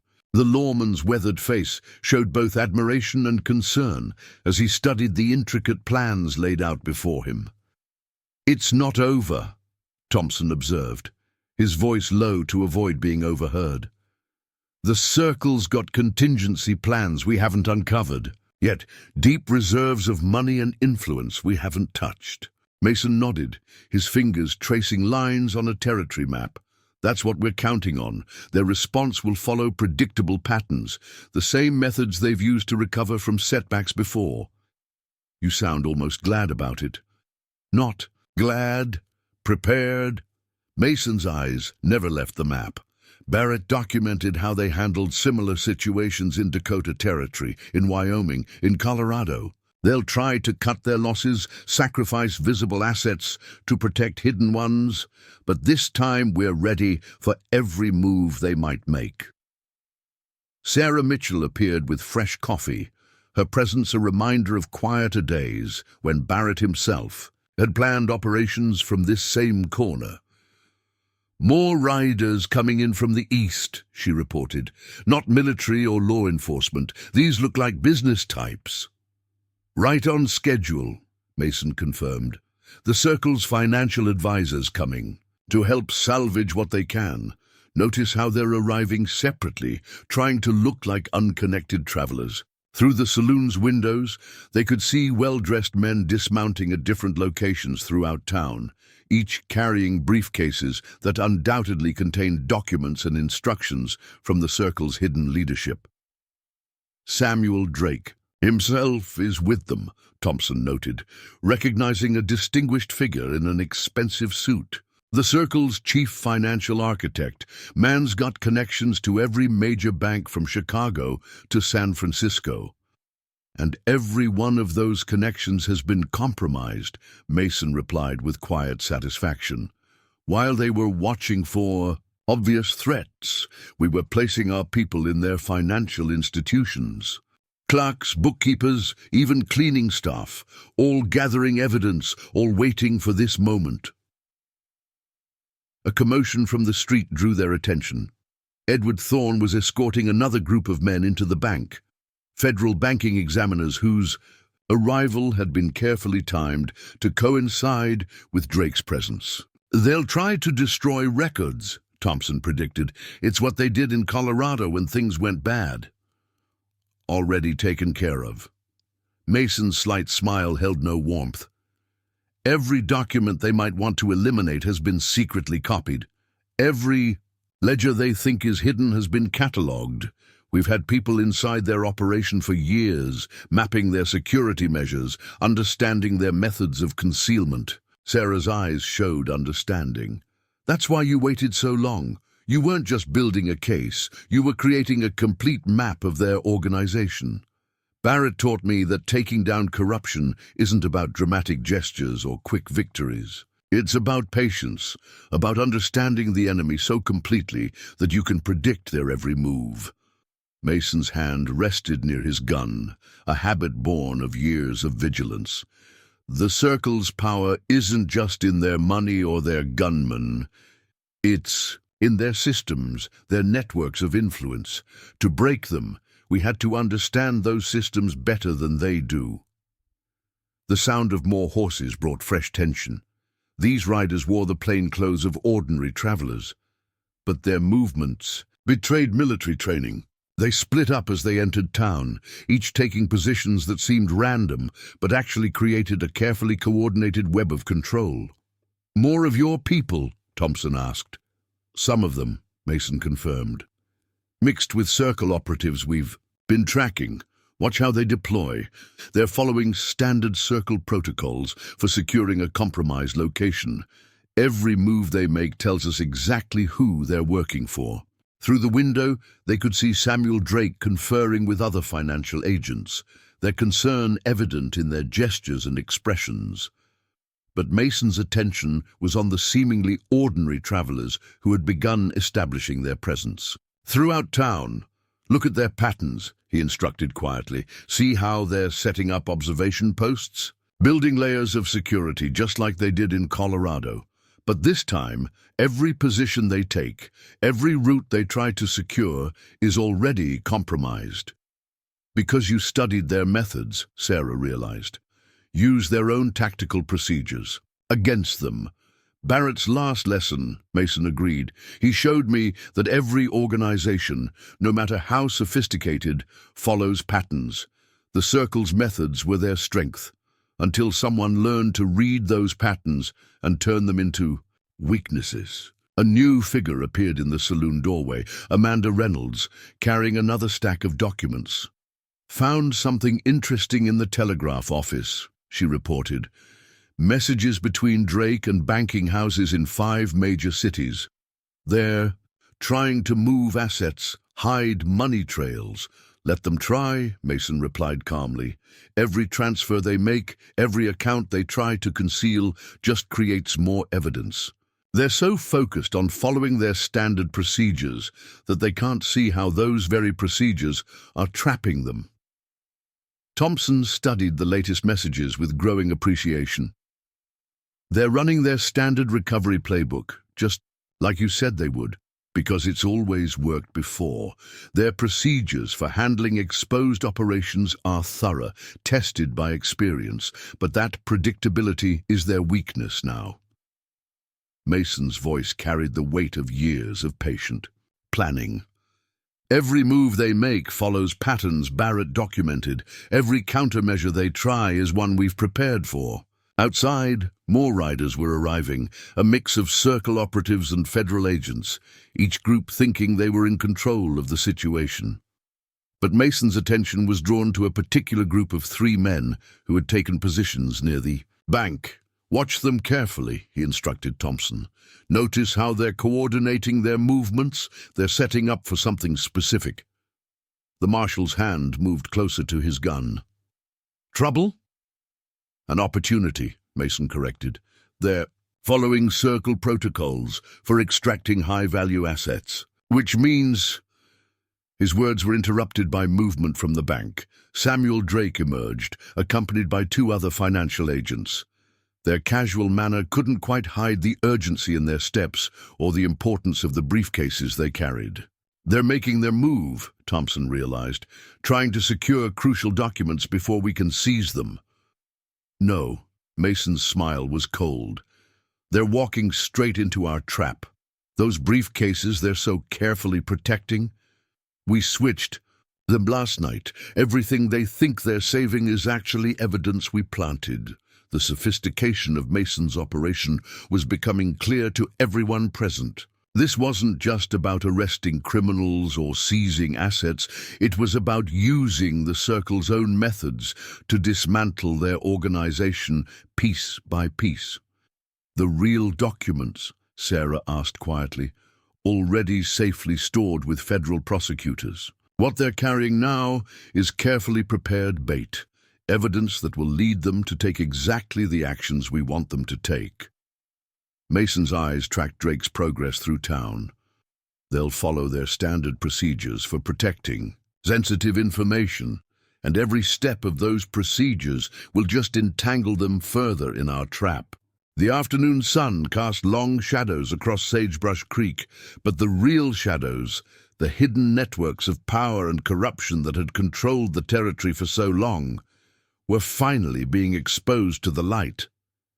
And as Stone Mason watched, his carefully laid plans unfold, he demonstrated one final truth Barrett had taught him, that sometimes the most effective weapon against corruption isn't a gun or a badge, but the patient understanding of how evil men think and act. "Another group coming in," Deputy Collins reported, entering the saloon.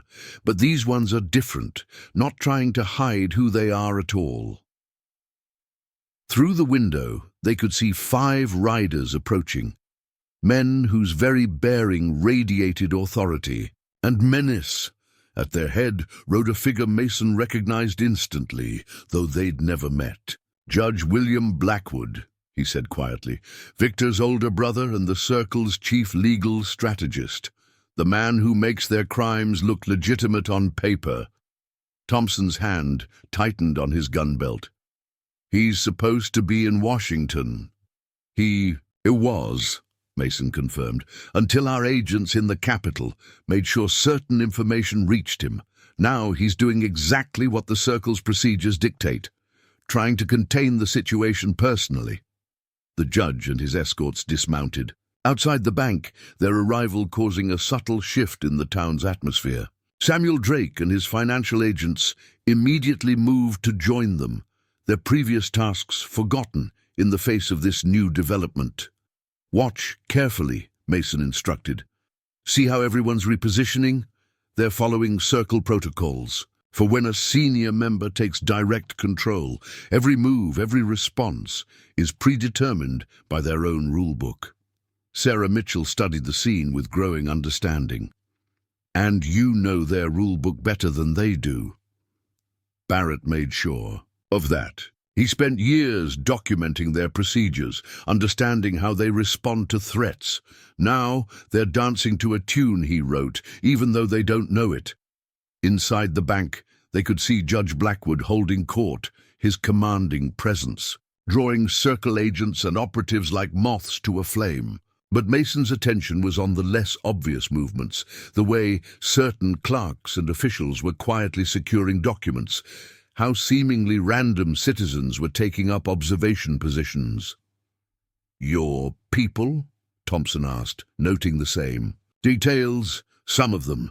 Others are Circle loyalists we've been tracking, but at this point even they're serving our purposes without realizing it." Mason's eyes never stopped scanning the street. Every report they send, every message they carry, just confirms the patterns we want the Circle's leadership to see. A new sound joined the afternoon symphony, the rhythmic clicking of telegraph keys from the office next door. Judge Blackwood's arrival had triggered a flurry of encrypted communications. "They're calling in more resources," Amanda Reynolds reported, having monitored the transmissions. "Using their emergency protocols to mobilize assets across 3 territories." Mason's slight smile suggested this too was expected. Those protocols were designed to protect their operations, but when you understand them completely, they become a map of their entire organization, Thompson finished. Every response reveals another layer of their network. Through the bank's windows, they could see Judge Blackwood reviewing documents, his face growing darker with each page. His presence had been meant to stabilize the situation, to bring the Circle's full legal and financial power to bear. Instead, he was unknowingly participating in his own organization's exposure. "Something's wrong," Sarah observed, noting a change in the judge's demeanor. "He's found something in those papers." "He's found exactly what we wanted him to find," Mason corrected. "Evidence suggesting certain Circle members have been secretly cooperating with federal authorities. Carefully crafted proof that will make them suspect their own people." The sophistication of Mason's strategy was becoming clear to everyone present. He hadn't just prepared for the Circle's responses. He had engineered specific discoveries that would trigger their own paranoia and internal divisions. "They'll start investigating each other," Thompson realized, "following their own security procedures to root out potential traitors. And every step of those investigations will expose more of their operation to us," Mason confirmed. "Barrett taught me that organizations like the Circle maintain power through absolute control of information. But when they start doubting their own people..." His words were interrupted by sudden movement from the bank. Judge Blackwood emerged, his face a mask of controlled fury. He gestured sharply to his escorts, sending them hurrying in different directions. "Here it comes," Mason said softly. "The Circle's standard response to suspected internal betrayal. They'll activate emergency protocols, try to secure vital assets, and eliminate potential security breaches, leading them right into our trap." Thompson nodded with growing appreciation. The judge's men moved through town with purposeful efficiency, making contact with various Circle operatives. To casual observers, it might have looked like simple message delivery, but Mason saw the deeper pattern. "They're preparing for a purge," he explained. "Their procedures require immediate action. When high-level betrayal is suspected, within hours, they'll start eliminating anyone they can't completely trust." "My God," Sarah whispered. "They'll destroy themselves." That's what Barrett understood. That the Circle's greatest weakness was its own paranoid security system. Once activated, those protocols become a self-destroying machine. Mason's voice carried no satisfaction, only grim certainty. Everything they do to protect themselves will just expose more of their operation, create more evidence for us to collect. As if to confirm his words, new riders were already appearing.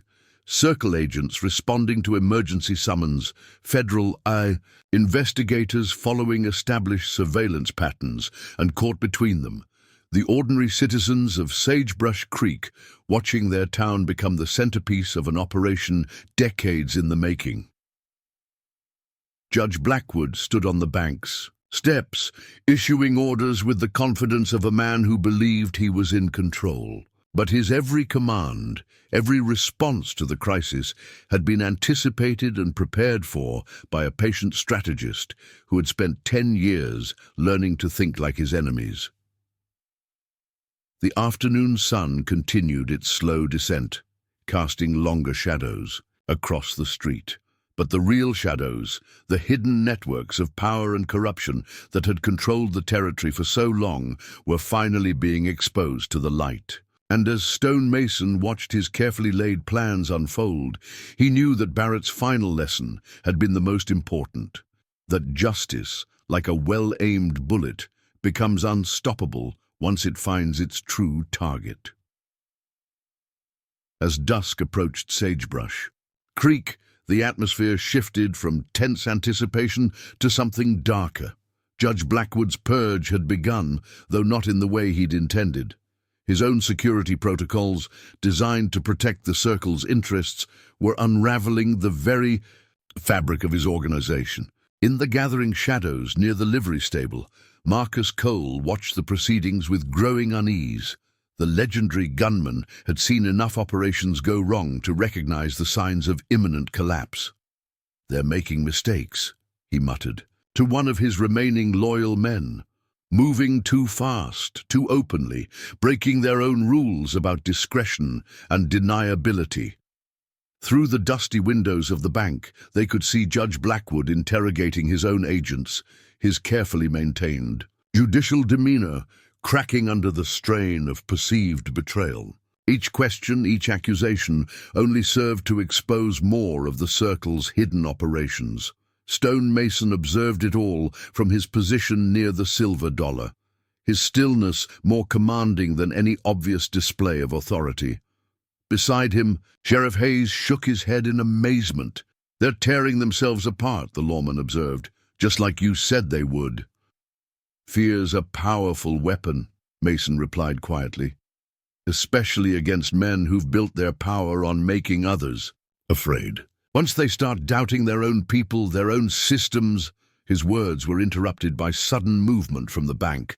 Two of Blackwood's trusted agents burst out, guns drawn, pursuing another Circle operative who'd apparently failed their loyalty test.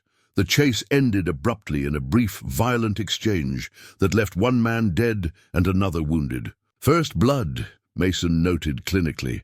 "Now watch how they respond." The shooting triggered a cascade of reactions throughout town. Circle agents who'd been maintaining their cover as ordinary citizens began moving to defensive positions. Federal agents who'd been waiting for this moment started closing their nets. And caught between these forces, the town's legitimate residents watched their community become a battlefield. Judge Blackwood emerged from the bank, his face a mask of cold fury. "Cole," he barked, "take your men and secure the telegraph office. No messages in or out without my direct approval." But Cole didn't move.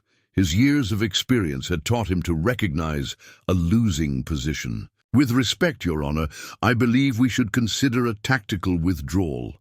The situation has become—" "The situation," Blackwood cut him off, "is that we have traitors in our midst, and our protocols for dealing with traitors are quite clear. Your protocols are what got you into this mess." Mason's voice carried clearly in the tense air. "Every response, every countermeasure, just exposes more of your operation. Barrett taught me that the best trap is one your enemy builds for himself." The judge's head snapped around, really seeing Mason for the first time. You're the one who's been orchestrating this. The evidence, the suspicions, the carefully placed doubts just gave you the tools to destroy yourselves, Mason confirmed. Your own paranoia, your own rigid procedures did the rest. A new sound joined the evening symphony, horses approaching from Thunder Valley, but these weren't the disciplined military units from earlier. This was the chaotic movement of men fleeing in panic. "Hawkins' men," Hayes identified them. "What's left of them anyway?" The gang burst into town, their usual arrogance replaced by desperate fear. Behind them came more riders, circle operatives who'd been stationed in the valley, now running from something that had them spooked. "The papers," one of Hawkins' men gasped as they reined in. "In the valley, hidden rooms under the old mine office. Everything's there, records going back 20 years. Judge Blackwood's composure cracked completely. "Impossible. Those records were secured, protected by our best, your best." Mason's slight smile held no warmth. "Like the men guarding your brother's private office, the ones who've been working for us for the past 5 years? Barrett taught me that every security system has a weak point, the people running it. The implications hit Blackwood like a physical blow. Every layer of protection, every careful procedure had been compromised from within. The very methods they'd used to maintain control had become the instruments of their destruction." Cole's hand drifted toward his altered gun belt, then stopped as he remembered its subtle sabotage. "You knew," he said softly. "Knew we'd follow standard procedures. Knew exactly how we'd respond to each discovery." "Because you never change," Mason confirmed. "Your methods worked so well for so long that you became predictable. Barrett saw that weakness in Colorado, taught me how to exploit it before you killed him." Movement erupted from multiple directions. As federal agents began moving in, their positions carefully chosen to cut off any escape routes. But Mason's attention was on a particular group of circle operatives who'd been quietly maneuvering into position. "Watch them carefully," he instructed. "Hayes, the ones by the mercantile, notice how they're setting up crossfire positions?" The sheriff's hand moved closer to his gun. "More of your people? Some of them. The others are about to learn a hard lesson about trust and betrayal." As if triggered by his words, the group by the mercantile suddenly turned on each other. Shots rang out as circle agents discovered that their own teammates were actually federal marshals who'd infiltrated their organization years ago. The chaos spread quickly as similar scenes played out across town. Men who'd worked together for years found themselves on opposite sides of a divide they hadn't known existed. The circle's carefully maintained network of loyalty and fear began dissolving into a web of suspicion and violence. Judge Blackwood watched his control crumbling with growing horror. "This is impossible. Our security procedures, our vetting processes—" "We're thorough," Mason agreed. "Which is why we spent years placing our people, building their covers, earning their positions in your organization. Every security check they passed, every loyalty test they survived, just made their infiltration more complete." The judge's hand moved toward his coat, but Mason's voice stopped him cold. "I wouldn't," the gunman advised quietly. "Notice anything odd about how your gun sits in its holster, about how the leather feels slightly different? Amazing what skilled craftsmen can do while men sleep, thinking they're completely secure." Blackwood's face went pale as he realized that even his personal weapons had been compromised. Like Cole and the others, he'd been subtly disarmed without ever knowing it. "You've lost, Your Honor," Mason continued. "Lost the moment you thought your procedures and protocols made you invincible. Barrett tried to warn you about that in Colorado, about how systems built on fear and corruption eventually destroy themselves." The evening shadows had grown longer, but they provided no cover for men whose own organizational structure had become a trap.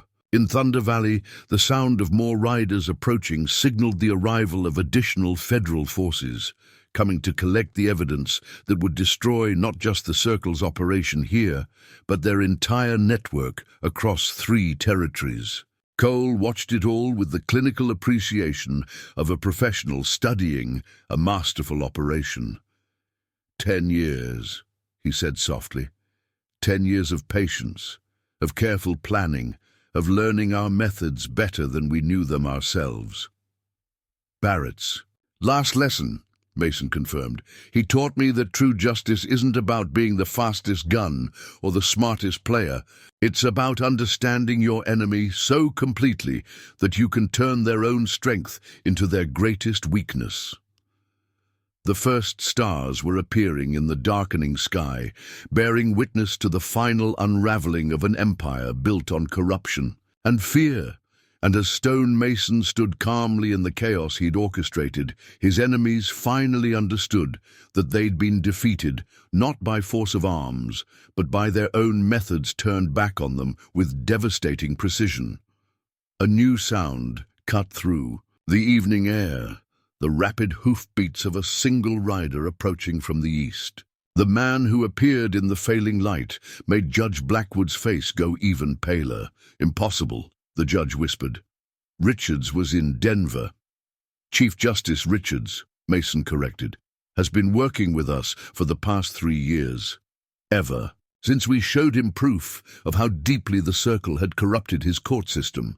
The Chief Justice of the Territorial Supreme Court dismounted with deliberate dignity. His presence carried the full weight of legal authority, but there was something else in his bearing.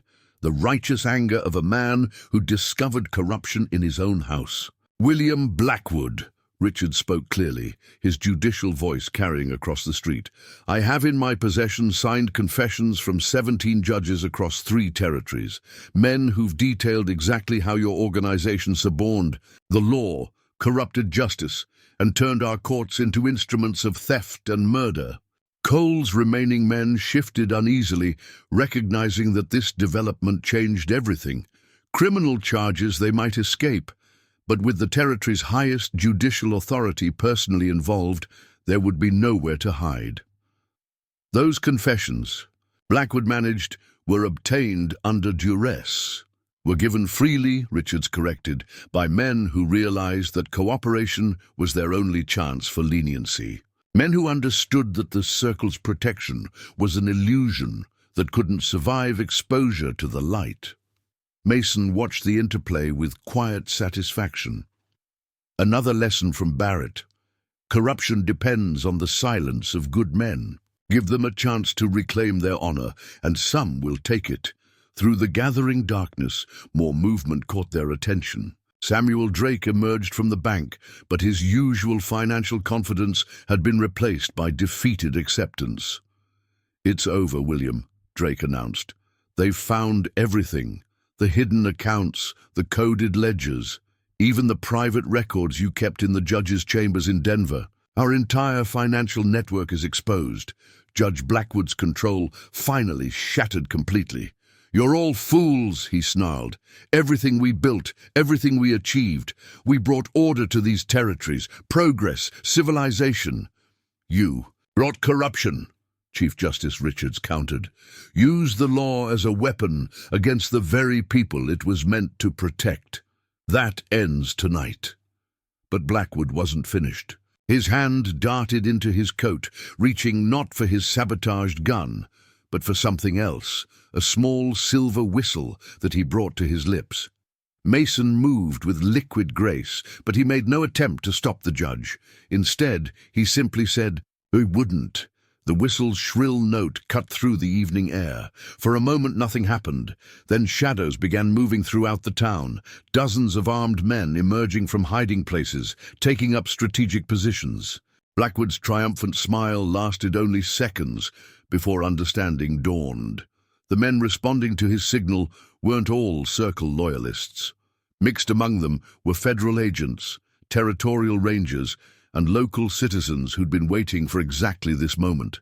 "Your emergency response protocols," Mason explained quietly, "the ones that call for hidden forces to converge when a senior member signals distress. Barrett documented them all, showed me how to recognize the patterns. For the past week, we've been replacing your hidden teams with our own people." The judge's face showed pure disbelief. "Every safeguard, every procedure became a weapon we could use against you," Mason confirmed. "Your own methods turned back on you with a decade of interest." Cole, who'd been watching everything with professional appreciation, finally spoke. "The boy from Colorado, the one we thought we'd managed to kill, you became something none of us expected."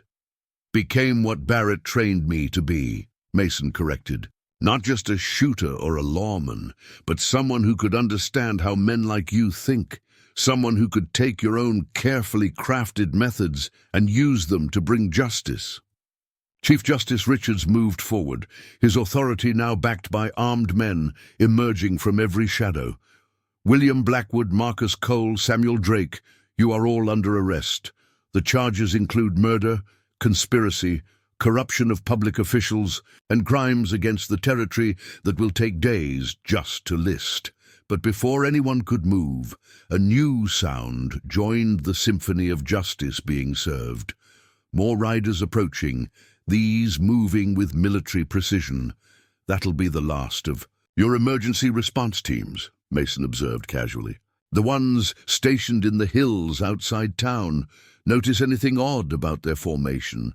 Blackwood's eyes narrowed as he studied the approaching riders. Then his face went ashen as he realized what he was seeing. "They're not riding like our men." "Because they're not your men," Mason confirmed. "Haven't been for months. We replaced them gradually, one or two at a time, using your own procedures for rotating personnel. By now, every emergency response team in 3 territories has been compromised." The sophistication of Mason's operation was finally becoming clear to everyone present. This wasn't just about arresting criminals or exposing corruption. This was about using the Circle's own methods to dismantle their entire organization, piece by carefully prepared piece. The night had fully descended now, but lanterns and mounted torches illuminated the street like a stage. On that stage, justice was finally being served, not through violence or quick draws, but through the patient application of lessons learned from a fallen mentor. "One last thing," Mason said quietly, addressing Cole directly. "That night in Colorado, before you killed him, Barrett said something to you. Something about justice being like a skilled marksman, patient, precise, and inevitable. Remember?" The legendary gunman's face showed recognition, then understanding, then something close to respect. "We thought those were just the words of a dying man." "They were instructions," Mason corrected, "meant for someone who'd learned to think like you, to understand your methods, to see the patterns in your organization, someone who could turn those patterns into a trap you'd never escape." And as federal agents moved in to make their arrests, as evidence was secured and justice prepared to take its course, Stonemason stood quietly in the eye of the storm he'd created. The boy who'd witnessed murder in Colorado had become something his enemies never expected. A student who'd learned their lessons too well, a strategist who'd turned their own methods against them with devastating precision. The empire built on corruption was falling. brought down not by force of arms, but by the patient application of its own carefully crafted procedures. And in that fall, William Barrett's final lesson was proven true, that justice, like a well-aimed bullet, becomes unstoppable once it finds its true target. The hours after midnight brought no peace to Sagebrush Creek. Federal agents worked by lamplight, processing prisoners and cataloging evidence. In the Silver Dollar Saloon, now transformed into an impromptu courthouse, Chief Justice Richards presided over the initial questioning of Circle members who'd chosen to cooperate. Stone, Mason stood at the window, watching the methodical dismantling of an empire he'd spent 10 years infiltrating. Sarah Mitchell appeared beside him, carrying a worn leather journal that made his expression soften slightly. "Found this while they were searching the boarding house," she said quietly. "Hidden exactly where William said it would be all those years ago." Mason took the journal with careful reverence. Barrett's original notes, the foundation everything else was built on. Through the saloon's grimy windows, they could see Marcus Cole being escorted toward the temporary jail, his legendary confidence replaced by the demeanor of a man reassessing his entire life. "He wants to talk to you," Marshal Thompson reported. "Joining them. Says there are things about Colorado you need to know, things even Barrett didn't discover." "I know everything I need to know about Colorado," Mason replied, but his tone suggested otherwise. "The rest is just details. Details matter," Sarah pressed gently. "William taught you that. Every piece of information, every small truth helps complete the picture." Before Mason could respond, the saloon's doors swung open. Judge Blackwood was led in, escorted by federal agents. But something had changed in his bearing. The arrogant mask had cracked, revealing glimpses of a man wrestling with his conscience. "Mr. Mason," Blackwood spoke carefully, his judicial manner stripped away, "I believe we need to have a conversation about William Barrett, about what really happened that night."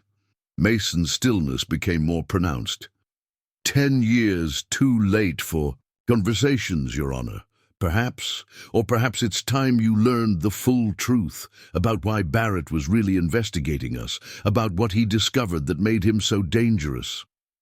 Blackwood's eyes showed a peculiar mix of defeat and determination. "You've dismantled our organization more thoroughly than any lawman ever could. You deserve to know exactly what you've destroyed." The saloon had gone quiet, everyone present sensing the weight of the moment. Mason studied Blackwood for a long moment before nodding to Thompson. "Clear the room. Just him, me, and the marshal." As others filed out, Blackwood settled heavily into a chair. Barrett wasn't just investigating land fraud or corruption. He'd found something bigger, a pattern that went beyond mere criminal enterprise. "The Obsidian Circle," Mason said flatly. "More than that, the circle was just one part of a larger design. We weren't just building an empire of land and money. We were creating a shadow government, a way to control entire territories without ever holding public office." Mason's hand rested near his gun, an unconscious gesture that spoke of ingrained caution. "Explain." "The railroads, the land deals, the corrupt officials, those were just tools. Our real goal was to create a system that would outlast any single person or organization, a way to ensure that power would always flow through certain channels, certain families." "Like yours?" Thompson asked. Blackwood nodded grimly. "My brother Victor wasn't just a railroad baron. He was grooming his son to take control of 3 territorial governments through a network of compromised officials and carefully placed agents. The next generation would have expanded that control even further. A dynasty, Mason realized, built on corruption and murder. Built on order, Blackwood corrected, though his voice lacked conviction. Or so we told ourselves. Barrett saw through it, understood that we weren't just breaking laws, we were replacing the entire system of justice with our own design. Mason opened Barrett's journal, finding a particular page. He wrote about his suspicions, about how deep the corruption went. But there are pages missing. Because he divided his evidence, Blackwood revealed. Spread it across multiple locations, multiple trusted allies. He knew we'd try to destroy any proof he gathered. Smart man, Thompson observed. Smarter than we knew, Blackwood agreed. Even after Colorado, his plan kept working. The evidence he'd hidden, the networks he'd built, the allies he'd positioned, all of it stayed in place, waiting for someone to activate it. Mason's eyes never left Blackwood's face. That night in Colorado, tell me everything. The judge seemed to age years in moments. We thought we were just eliminating one troublesome marshal.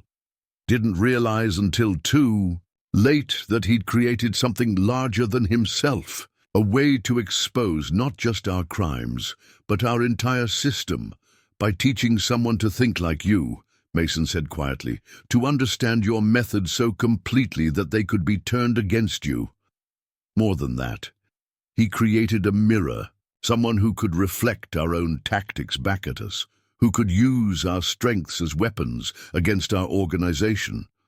Blackwood's voice carried genuine admiration. These past 10 years, watching you dismantle everything we built, it was like seeing Barrett's ghost working through hands he'd trained himself. Through the window, they could see more federal agents arriving, bringing new prisoners from Thunder Valley. The Circle's carefully constructed empire was being dismantled. Piece by piece, each revelation leading to new arrests, new exposed connections. There's something else, Blackwood said finally. Something even Barrett didn't know. About why we chose Colorado for the ambush, about what we were really protecting. Mason's stillness became more pronounced. I'm listening. Under Thunder Valley, in the old mine workings, there's a room, a vault really, contains records going back 30 years. Documents that would expose corruption in Washington itself, senators, cabinet members even. His words were cut off by new commotion outside. Samuel Drake was being led past, but something was wrong. The financial agent's face showed terror rather than resignation. "They're coming!" Drake shouted. "The contingency team from Denver. They've activated the final protocol."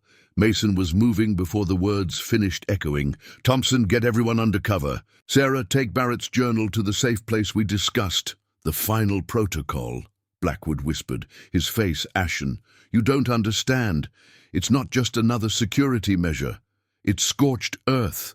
They'll burn everything, kill everyone. And who knows too much? Including you?" Mason's question carried an edge. "Especially me." Now that I've talked, the judge's composure cracked completely. "They'll send the cleaners. Men even Cole feared. Specialists in making problems disappear completely." Mason's slight smile held no warmth. "Good." "Good?" Thompson demanded. "These men are exactly what we've been waiting for," Mason finished. "The last piece Barrett wrote about in his journal. The Circle's ultimate insurance policy. Killers so skilled, so dangerous, that even their own organization fears them. Understanding dawned in Thompson's eyes. "You wanted this, engineered it, had to draw them out," Mason confirmed. "The only way to expose the entire operation was to make them activate their final contingency, to bring their most dangerous assets into the open." Sarah clutched Barrett's journal tighter. "But these men are predictable," Mason cut her off gently. "Just like everyone else in the Circle. They follow protocols, stick to procedures that have always worked before. Barrett documented their methods, showed me how to recognize their patterns. Through the window, they could see riders approaching from the east, hard-faced men whose very movement spoke of lethal capability. The cleaners had arrived, bringing with them the promise of absolute violence. But as Mason watched them approach, his stillness spoke not of fear, but of satisfaction. The final act was about to begin, and with it, the last lesson Barrett had. taught him about justice and patience would be demonstrated. The empire built on corruption was about to discover that its ultimate weapon, its final insurance policy, was just another piece in a game that had been orchestrated by a student who'd learned his lessons too well. The riders approached with the relentless speed of predators, their faces concealed beneath the shadow of wide-brimmed hats. As they neared the saloon, the town seemed to hold its breath. Sagebrush Creek had already witnessed the fall of the Circle's empire, but now the final pieces of the puzzle were in play, pieces that could never be put back together once they were set in motion. Mason turned away from the window, his expression calm as ever. He looked at Thompson, then at Sarah, his voice low but filled with authority. "We don't need to outfight them, we just need to outlast them." Thompson gave a sharp nod. "Understood. But Mason, we're talking about people who've made men disappear without a trace. They don't play by any rules." "They think they don't play by any rules," Mason replied. "That's their biggest mistake." Sarah watched Mason closely. She'd seen him in the midst of danger before, but something was different now. He wasn't just a man on a mission, he was a master strategist, calmly preparing to end the game his enemies thought they controlled. The sound of boots echoed in the street outside as the cleaners dismounted. A low murmur spread through the saloon as everyone inside braced themselves for the inevitable confrontation. Despite the tension in the air, Mason's demeanor didn't shift. "I know what they're expecting," he said, turning to face the others, "and I know how they'll act. Their first instinct will be to make a statement. They'll come in hard, fast, with no hesitation. They'll target anyone who knows too much." He stepped forward, his boots silent on the wooden floor. "That means they won't leave anyone alive who can tie them to anything, including you, Blackwood. That vault you talked about, that's what they're after. If they destroy it, nothing will ever be linked to them. No one will ever know the full extent of what they've done." Blackwood's face tightened, his earlier defiance giving way to fear. "But you've already triggered their contingency." "You don't understand," Mason interrupted. "I understand perfectly. I've studied every single piece of the puzzle. I know how they operate, and I know what they're going to do next." The door swung open with a creak, and the first of the cleaners stepped inside, tall, unmarked by any insignia, with a presence that made the room seem smaller just by his arrival. He scanned the saloon with cold, practiced eyes before his gaze fell on Mason. "Up next, you've got 2 more standout stories right on your screen. If this one hits the mark, you won't want to pass these up. Just click and check them out. And don't forget to subscribe and turn on the notification bell so you don't miss any upload from us."